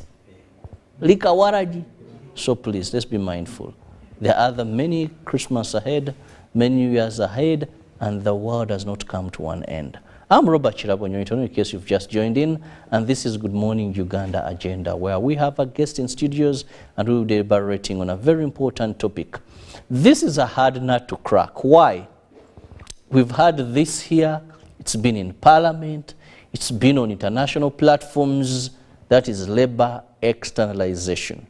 But today's topic, we are looking at the expiry of the contract, the bilateral labor agreements that the government of Uganda and the government of the Kingdom of Saudi Arabia signed in 2017. It was a 5-year contract, and now it's coming to an end on the 27th of December. Now, the Permanent Secretary and Minister of Gender, Labour and Social Development on the 23rd issued a statement indicating suspension of bilateral labor agreement, BLA, with the Kingdom of Saudi Arabia. And it went further to say, you are aware that the bilateral labor agreement with the Kingdom of Saudi Arabia is due to expire on the 27th of December. And so much went on, signed by the PS. Now, joining me on set is one of the people in this business, or who give this service. That is Ashe Chitandwe, who happens to be the CEO Enjazi Limited. Enjazi does a number of things, but among them is labor externalization. He's a member of WERA, which is the body that unites or brings together all companies over 200 that are registered by the government of Uganda and are carrying on labor externalization. So we want to look at the impact of the coming to an end of this. What does it mean? It comes at a time when Uganda as a country, we've had challenges with labor externalization. This very year, if you remember, around media, Cabinet tasked the Minister for Labour, Gender and Social Development, Honorable Betty Amongi, to come up with a reason why they should not suspend or ban labor externalization, to be more specific, for domestic workers. She came to the likes of the gentleman I have in studios and told them, prove cause. Otherwise, Cabinet is ready to bring this to an end. We've had a lot of negative stories coming in, and usually bad news travels more than the good. So the bad that was coming in, even once the Kingdom of Saudi Arabia said no, I think there has been enough tainting of our image. We should ban Uganda from bringing their girls in Saudi Arabia. Now, when the contract comes to an end with such a background, what is its implication on the thousands of girls that are there, on the many companies that we have, and on our foreign exchange? These girls send home a lot of money. Some of them have invested wisely. Others have become big spenders. Others have had uncertainties, including loss of lives, loss of body parts, and permanent damages, including depression, to many of them. Ashe, good morning. Morning to you, Robert. How have you been? Merry Christmas. Merry Christmas to you too. I see festivity still on your face. You must have had a blast and fully enjoyed this season. We thank God for the grace and also for the gift of life. Yeah, everything went well. Thank God for that, yeah. Now, let's go straight to the topic of the day. In 2017, we saw our country and the government of Saudi Arabia sign this bilateral agreement regarding labor externalization. So much by then was agreed upon to be put in place. But I must say little has been achieved, including government of Uganda sending its attaches there to be labor attaches. Amidst all this, as this contract is running, I think government suspended particularly domestic workers 2 times. They first halted, then later opened, then again they closed and again opened. But also there's so much negativity. Now this having come to an end, you as people in this business, what does this mean to you? Thank you very much, Robert, and good morning, viewers. First of all, Robert, like you said, in 2017, the government of Uganda and the Kingdom of Saudi Arabia signed a labor bilateral agreement. That was a general agreement. It doesn't only focus on domestic workers. You know, it looks at other job categories as well. But I will take interest in your interest area, which is the domestic workers mainly. Because that's actually where we've had problems. Right. We've not had so many uncertainties with people that are, people may not know, that are in security. In Saudi Arabia, I have a number of Ugandans there. We've not had complaints. We've not had those that are in medical. Some may not know, but we have people, nurses in medical in Saudi Arabia. We've not had complaints. We've not had those that are in marketing, that are Ugandans in Saudi Arabia, male, doing marketing for some agencies. We've not had those in the hotel service. I know some who are divers and they're helping in the few swimming pools that are there. But we've not had issues. But when it comes to this particular category, that's where we've had suspending, then again suspending, and of course funny images and stories over the internet. Right, Robert. First of all, as Uganda, 5 years is a very, very, very short time. We are still new in this particular area. I normally give an example of the Philippines that have been in Saudi Arabia for about 40 years. We're still relatively new and we're still learning a lot of things. But what I can tell is that this labor bilateral agreement, it was the first one between the two nations. And in there was a clause of forming a technical committee on both sides, you know, to monitor this agreement, see how well it's working, and what are the challenges that we're having in implementing it. But what I can tell is that, yes, there were a few delays here and there in implementing the technical committees. Yes, they are there, but they've not been as strong as they should have been. And that is why, you know, this has come out the way it has come out. Because if the two technical committees had sat down and looked at all these issues in time, probably wouldn't be here. But that aside, I like the fact that the Ministry of Labour, it has taken it upon itself to ensure that they get in touch with the Saudi government, ministry, in particular, to see that this can be sorted out.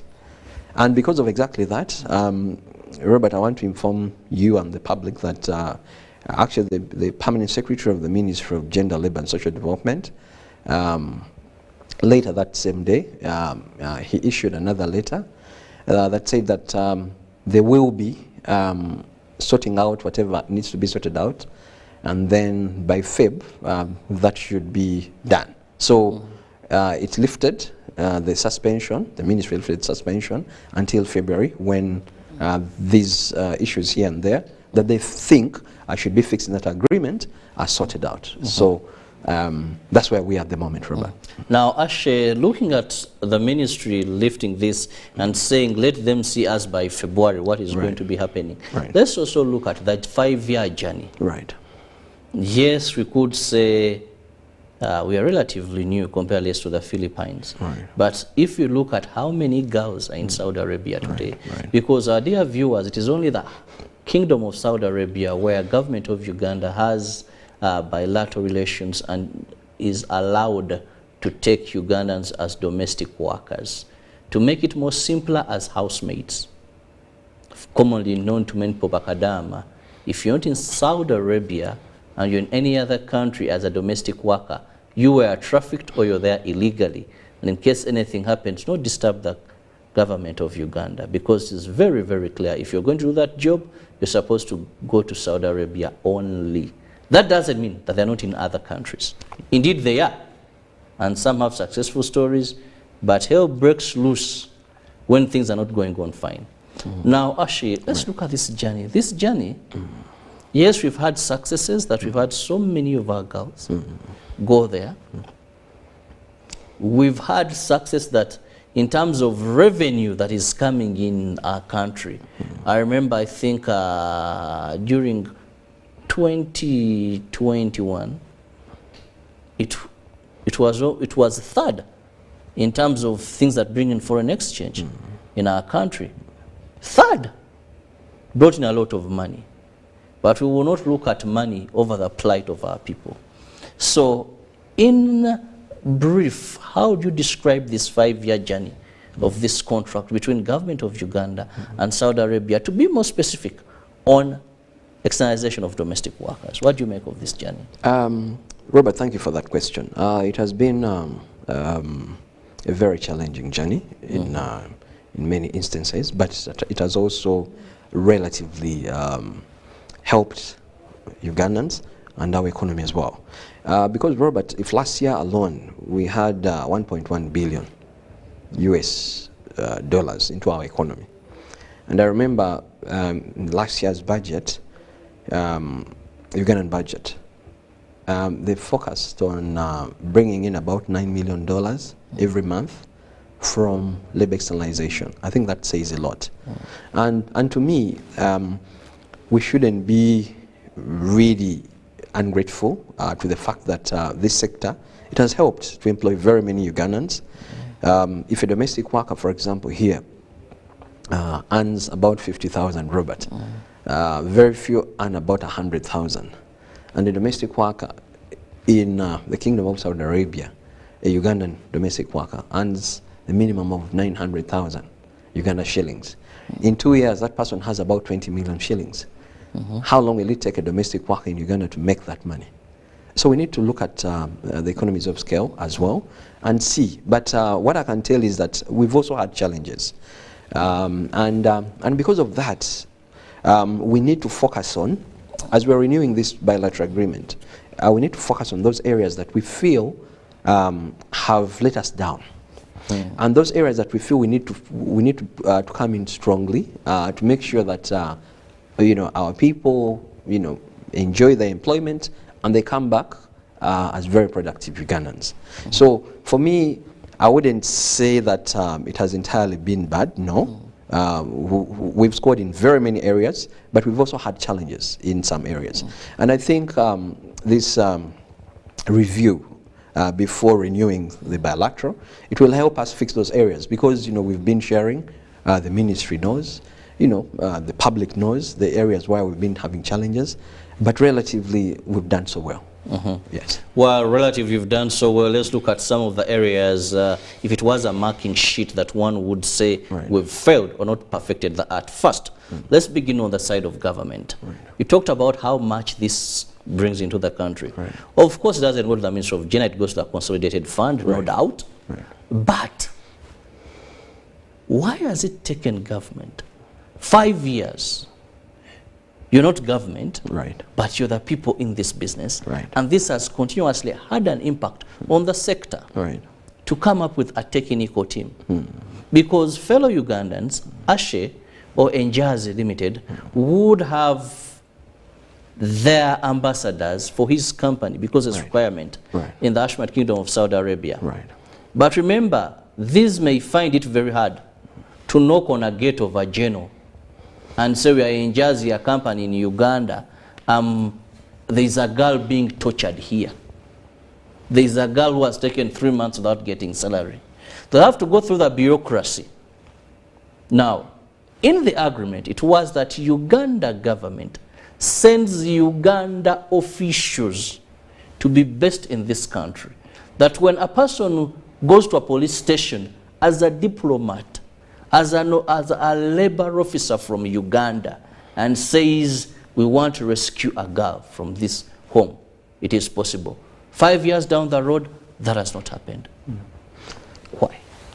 Right, Robert, very good that in your opening statement you said that on this particular issue, you said that I'm not government, I'm from the private sector. But I can tell you that I know that last year in August, Cabinet passed a resolution that we should have labor attaches in the Kingdom of Saudi Arabia and follow up on labor issues there. But what I can tell you also, I know that government processes can be lengthy as well. But for us as private sector, what we've been able to do is to ensure that all of us have what we call coordinators or supervisors in all these companies we partner with in the Kingdom of Saudi Arabia, to follow up on any queries, any complaints that our migrant workers that they may be having. And because of exactly that, we work with the embassy. Of course, they don't have enough manpower, even the funding is not there, but there is some revenue that is collected that goes straight into the government coffers here, URA, to be specific. And this comes off job orders. Every job order, for example, if you want 100 migrant workers, you have to pay an equivalent of about 90,000 Uganda shillings. Okay, let me say it in dollars, $30, to process your job order to be approved by the embassy, our embassy in Saudi Arabia. Now for us, we are saying that if that money can be allocated to this particular labor sector, to be specific, Ministry of Labor, to have these officers deployed and stuff like that, because right now they don't have a budget for us. And the embassy came out clearly on that. He said, guys, we don't have a budget for this labor thing. So how do we help them? And we are saying, if government can only channel that this money, as soon as it comes, it goes straight into this sector, then we shall be able to have all these things done. But before we do that, it becomes very difficult. And for us as private sector, we can only do so much, because remember, our ministry regulates us. So you cannot say, let me give you the funding, and at the same time you're my regulator. And that will be a conflict of interest. So we are saying that all this money collected, even here in Uganda, before a job order is approved, we pay 200,000 shillings per job order. Yes, if you have 10 job orders, that's how much? 2 million Uganda shillings. So we are saying, if that money can go back to the labor sector, then we shouldn't be having these issues. Okay, we're not saying entirely all the money collected should do that, but at least a portion, something for this sector. Then most of these things, there will be history, Robert. Thank you. Now, we've also talked about, remember recently the new guidelines mandated labor externalizing companies to have these attaches, personal from your companies. All these companies, one of the requirements is you must have people based in Saudi Arabia where they can receive these problems, Ugandans there. So they either can speak the language, they can help out. But one of the things they didn't state guidelines or qualifications for particular people. I've been able to interact the number of them, and I must say there are those that are up to the game. Very confident. Now what happened? Some of these companies, Uganda, SADA, some of them picked girls that were once working as housemaids in Saudi Arabia and now made them the attaches. Others just looked for someone who can speak Arabic. They said, now on behalf of this company, you represent. When these girls have these issues, the level of exposure, I've been able to interact with some of them as a journalist when following up some of these cases, and they're as good as useless as being there. They can't even express themselves when talking to a journalist based in Uganda to explain a case. And then you're like, now how are they going to be able to speak to a person who is having this young girl in their home and tell them this is what the law says? Return this girl at the office. Let's look at that section. Lack of qualifications given that this is what, or even any training. Do you think this is going to do anything better, even if you have to renew this contract? Robert, thank you very much for that question. First of all, yes, there is a general concern that maybe not all supervisors or coordinators may be up to the standard. But we're saying the Ministry of Gender, Labour and Social Development, like it did with the domestic workers, they should come up with, well, of course they should work with these training institutions that they are accredited to carry out this particular job, to have these people trained as well, to have their own curriculum, go through this particular training. But what has been happening, we've been doing these trainings by ourselves as recruitment agencies. You have this person at your office, they go through what they have to go through, the training they have to go through, and then have them retrained to make sure that, But what I'm picking from that is that I think the Ministry of Gender and Labour and Social Development should actually also, come up with a curriculum for these supervisors or coordinators, so that before they are deployed, they actually go through this particular like the girls do, the 2 weeks training for the girls. Then those ones that are already there in Saudi Arabia, if we have our labour attachés deployed, then those labour attachés can actually give them that training on job, so that they improve. But generally, even under those circumstances, Robert, generally they've been able to do so much. And I want to really appreciate all the recruitment agencies in Uganda for making an effort to ensure that we have our representatives there, to humbly handle some of these complaints. It's not easy. It's a very, very, very tough job, but they've been able to do what they can do. So now, as we are waiting for the labour attachés to be deployed, for us as private sector, that is where we've been able to get. Now, when private sector, when the labour attachés are deployed, I know they will be able to do so much, beyond what we've been able to do, Robert. Thank you. Well, just to remind you that you can be able to be part of the topic of discussion this morning by simply going to that number on your screen and send me a WhatsApp message, or be able to send me a text message. Still, the number works for both WhatsApp and SMS. If you don't have data, you're far away in the countryside, but you're watching us, just use your airtime and send us a small message.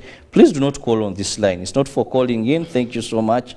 If your last digit is 011, please leave this number. We only entertain, that is text messages. We do not entertain calls. Do us a favor so that can ease our work. Now, also still looking at the bilateral agreement coming to an end as we wait for renewal in February if all goes well. Because remember, they said there are a few things they are looking through. If all goes well and we should continue with this, what are some of those gaps that we should address to continue with the labor externalization between the government of Uganda and the Ashmed Kingdom of Saudi Arabia? Now, Ashe, also one of the issues that we've had being a cause of problems in this sector has been contracts expiring.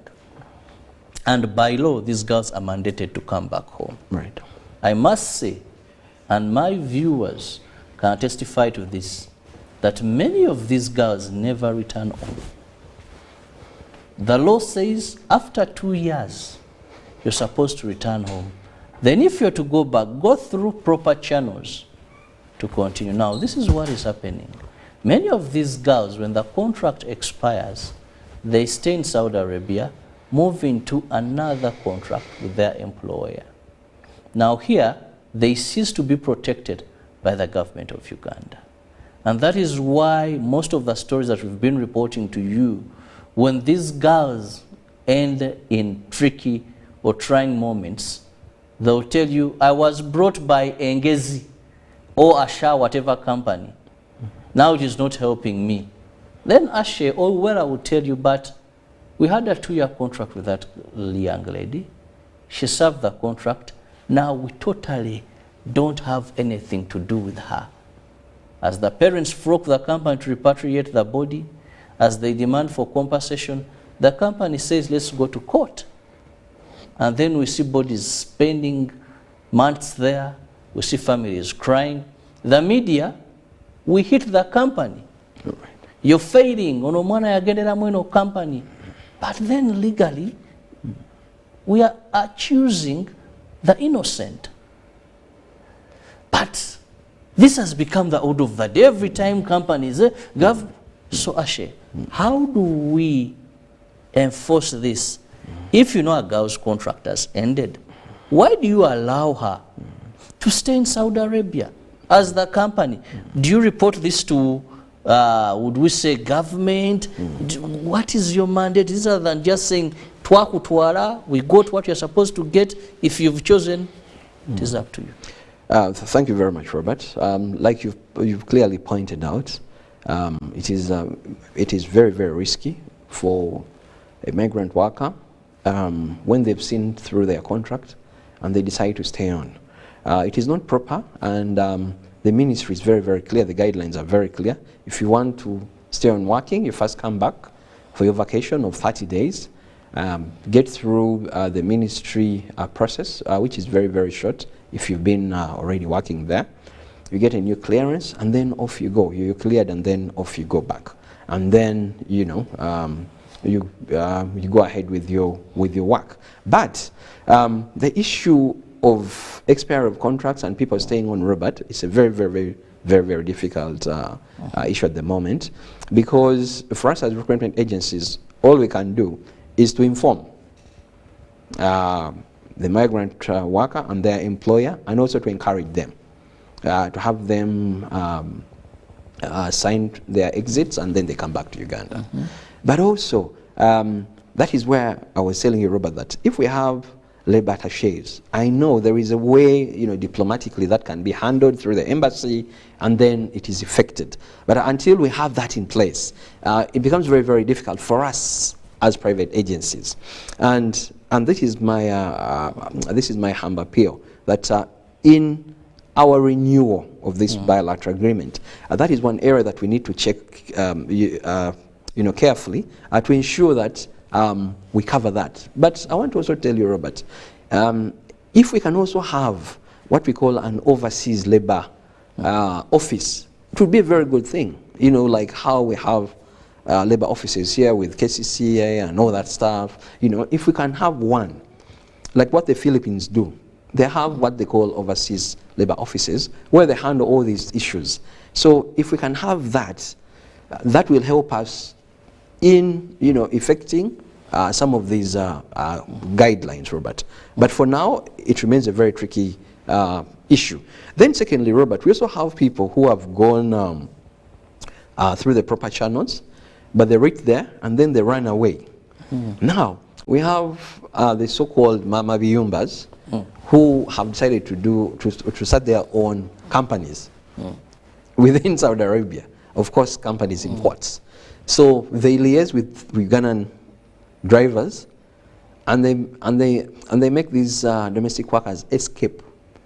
Then they are kept in a certain accommodation, and then these Mama Biyumbas find them employment where they go and work, and then come back. So now, if something happens to this domestic worker, the Ugandan government knows that this particular person went through company X. So because of exactly that, for them, like you said, they'll come for you. But this person actually escaped a long time ago. Now, that is another tricky area that we believe that in our new bilateral agreement, that should be checked. How do we fight that?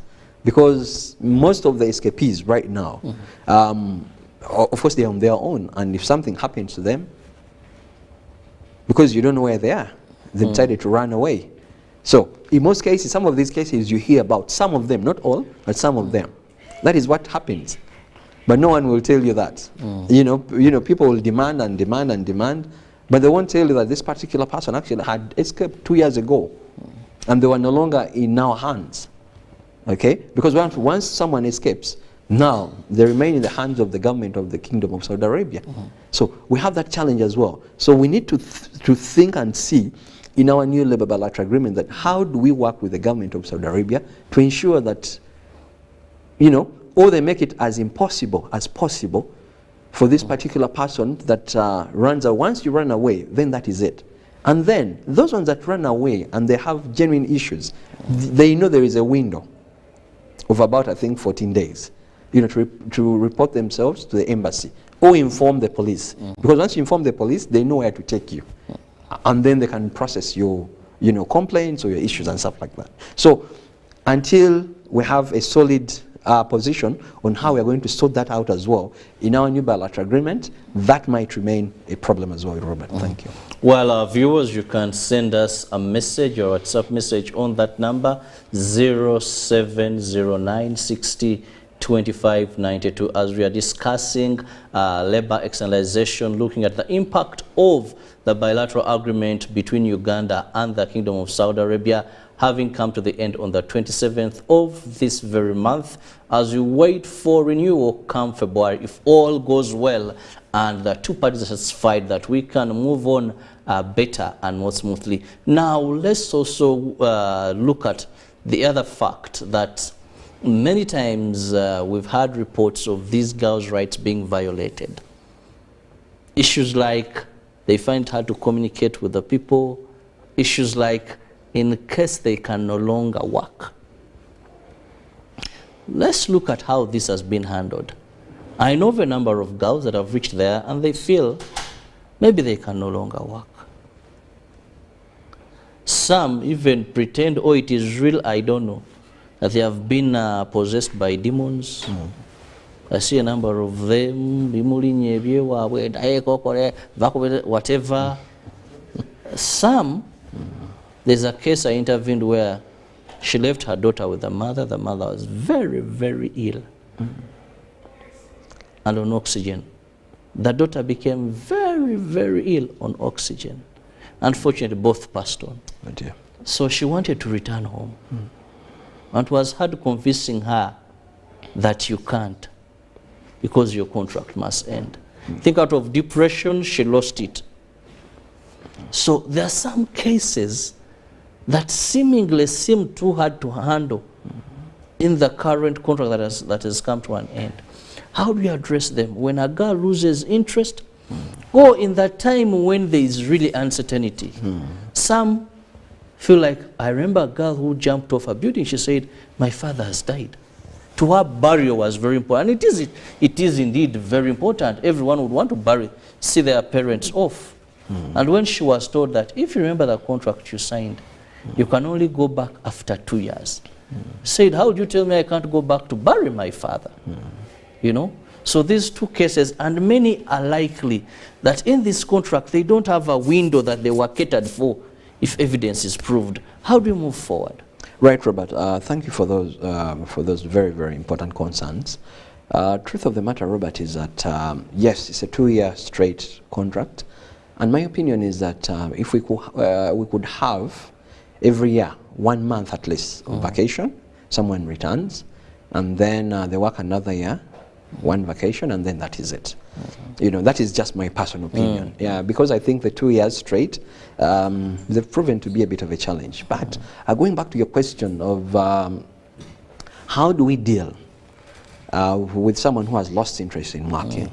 The current contract, which was still agreed upon by the two nations, stipulates that very well. That if you've lost interest in working,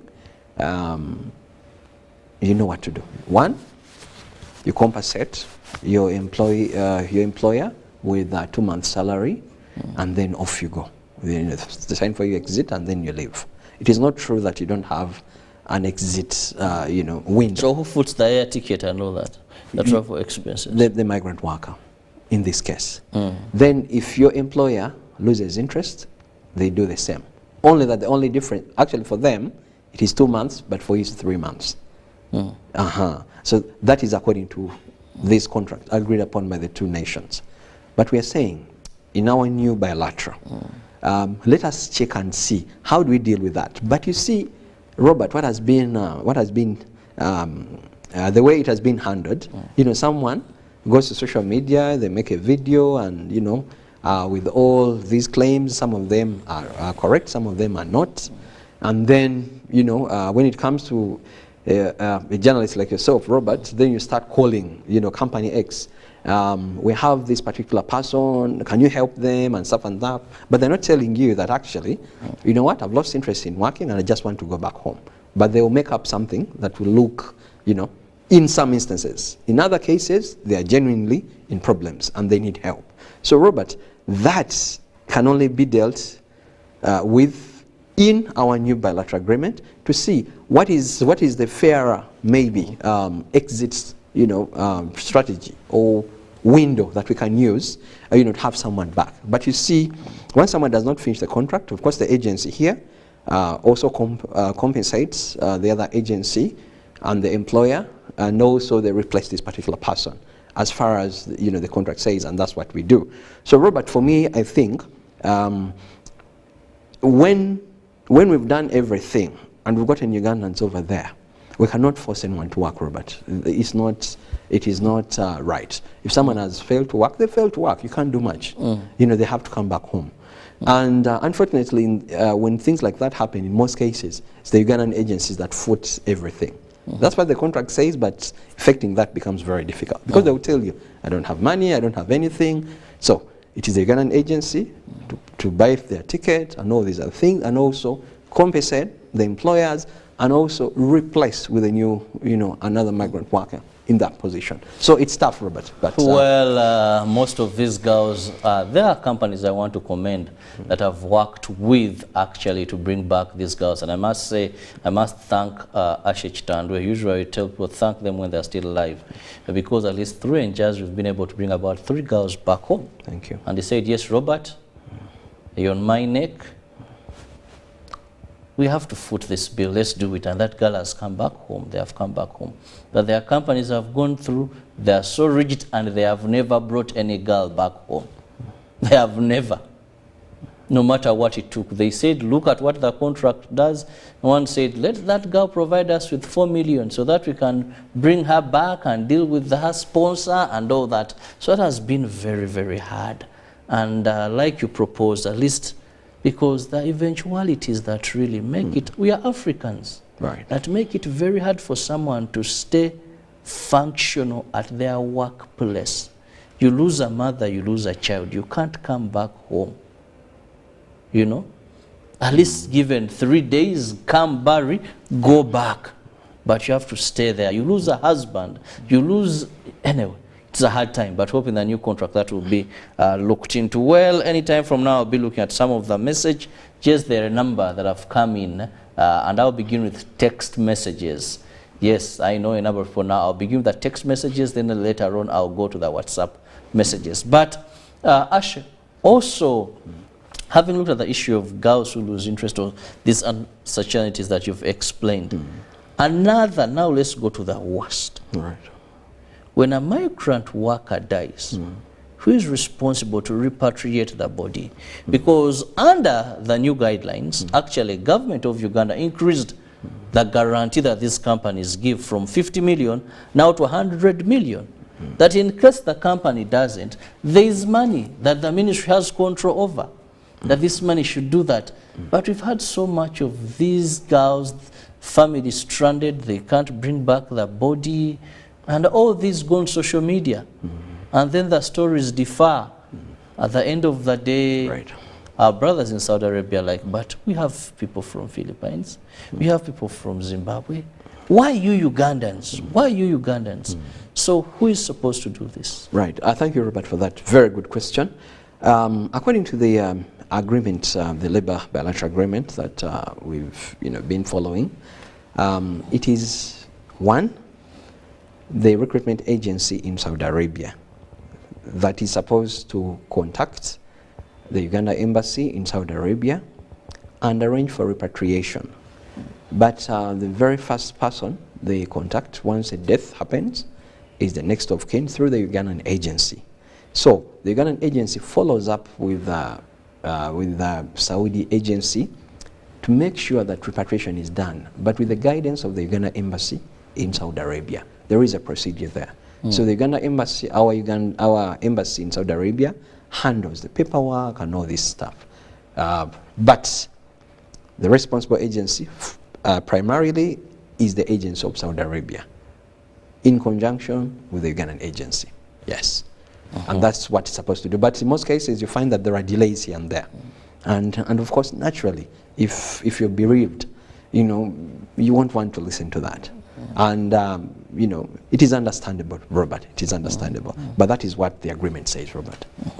Now, let me look at some of the messages coming in. I'm Brian, watching you live from Mbale City. Thank you so much, Brian. Thanks so much for the wonderful program, sir. I just wanted, how much does it cost for these girls to travel to those Arab countries, as I have heard people talk of different amounts of money to a tune of 5 million. Secondly, have they completely stopped ladies? Well, I think Asha, you get it fairly. Right. Then we go to another one. I am Gift from Koboko. This issue is real paining, that people go outside and do not return. My mind tells me that men are taken to remove some body organs while ladies for sexual abuse. And I have the last one for now. Girls in Saudi Arabia, most of them are regretting and crying. I'm not supportive of re-signing any agreement with the Arab kingdom. Life is very important. Stop pretending, dear brother. Deep inside you, you are feeling pity on them as well. Thank you. This is Agnes from Barara. Let's first handle those three. All right.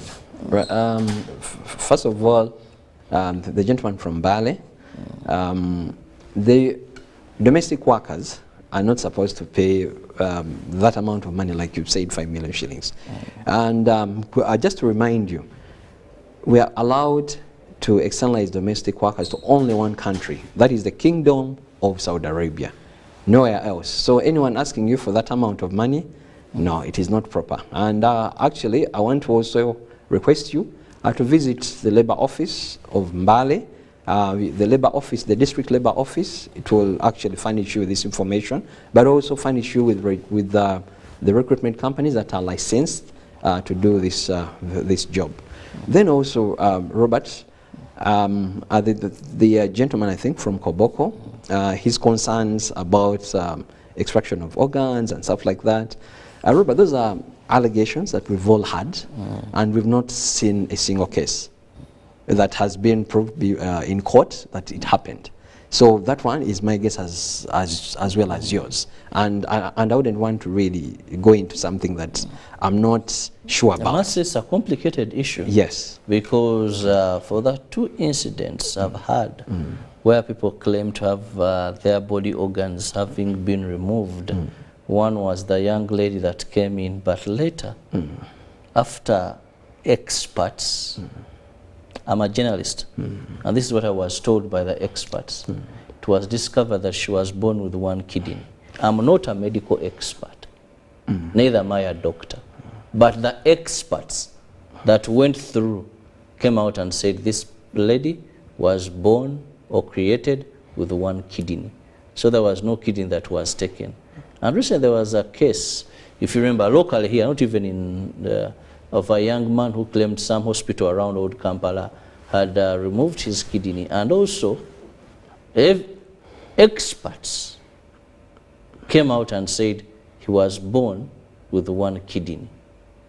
Now, I think also this is something that should be included in the medical you do should also include ascertaining body parts. Otherwise, I don't know if it's by coincidence that all cases we have are born with one kidney. So that before a girl leaves Uganda, they look at those key organs that they know are on demand, maybe the kidneys, or even if the uterus, whatever, so that the girl goes when you have a proper count, that when she returns, we know that this woman living Uganda has one kidney. Because it is not easy, but since these are the experts, one report came from the I saw my friend, a good doctor from the State House Anti-Corruption, saying, we've had a sign that this girl had one kidney. So, our dear brother, that is what science and experts have told us regarding that issue. Yeah. And we rest it at that, because none of us can come out with conclusive evidence saying that wasn't true. Right. When they have spoken. Right. Still moving on, you've mentioned the issue of price. Now, many, we have our friend Agnes from Barara. Yes. I wanted to respond to Agnes's concern. And she said that I shouldn't pretend, you know, girls are crying and stuff like that. And Agnes, this is my response to you. First of all, this labor bilateral agreement was signed by the government of Uganda and the Kingdom of Saudi Arabia. And I don't think there is any government that can just take people, its own people abroad to suffer. I don't think that is correct, Agnes. Secondly, yes, there are concerns in a few areas. And if you look at the 160,000 Ugandans that have been externalized, I want you to tell me, Robert, what is the percentage of those that have been subjected to, you know, these very, very unfortunate things? You didn't even make 1%, Robert. So for me, I think, Agnes, what I can tell you is that, yes, there have been a few concerns in a few areas, which can be fixed through this labor bilateral agreement. Because these Ugandans, actually, most of them have been here for a very long time, doing nothing. So if we've gotten an opportunity to have our people employed, and then they remit back, you know, this money that helps, you know, their families, you know, with school fees and these other things, then we should embrace it. But maybe another thing that I can say is that we should actually work together with you, Agnes, and have other Ugandans, you know, go to the other countries that we can sign bilateral agreements with. And I think our issue should be, how do we push for more bilateral agreements with other countries? You know, we can have bilateral agreements with Canada, we can have bilateral agreements with the UK, with the US. For example, Robert, you may not know this, but the government of Kenya signed a labor bilateral agreement, actually an MOU specifically of health workers with the United Kingdom. So United Kingdom receives health workers from Kenya, and they're working there comfortably. So I think our focus should be, how do we have as many as possible bilateral agreements signed with other countries, and also ensure that the rights of our people are actually respected, and, you know, our people go into this very productive employment, and then they transform our country. I think that should be the approach. Thank you, Robert. Well, so many messages coming in, and I'll begin with this one. Good morning, I'm Joseph, streaming live from Tembo Steel, Lugazi. My concern is that our brothers and sisters losing their lives in Saudi Arabia. Please, I'm requesting you that let some citizens from Saudi Arabia to stop mistreating Ugandans, however much they are working. It portrays the image of Ugandans as slaves, because this looks to be slavery, not work. Well, I'll still move on. Please don't send me videos here of people confessing. Then one says, labor externalization is a tip of an iceberg. Government must monitor all escape routes in neighboring countries. It's a huge business. And we have another one. The problem is not only with government. There are more loopholes those agent companies go through when taking the girls. Enguzi nyingi mu companies zabwe. Okay, so I don't know where the corruption is, but good morning, UBC. Thank you so much for the presentation. I'm Mam Ashe. Mam Ashe, thank you so much for being with us here. Then, hello, I'm Kaire Moses here in Vira Kireka. In the dialogue with Saudi Arabia, I wish Saudi opts to put it in ink and punish those who violate this agreement. Those that have violated the agreement. Then let me go with this also. Labor export is the greatest scam of modern era.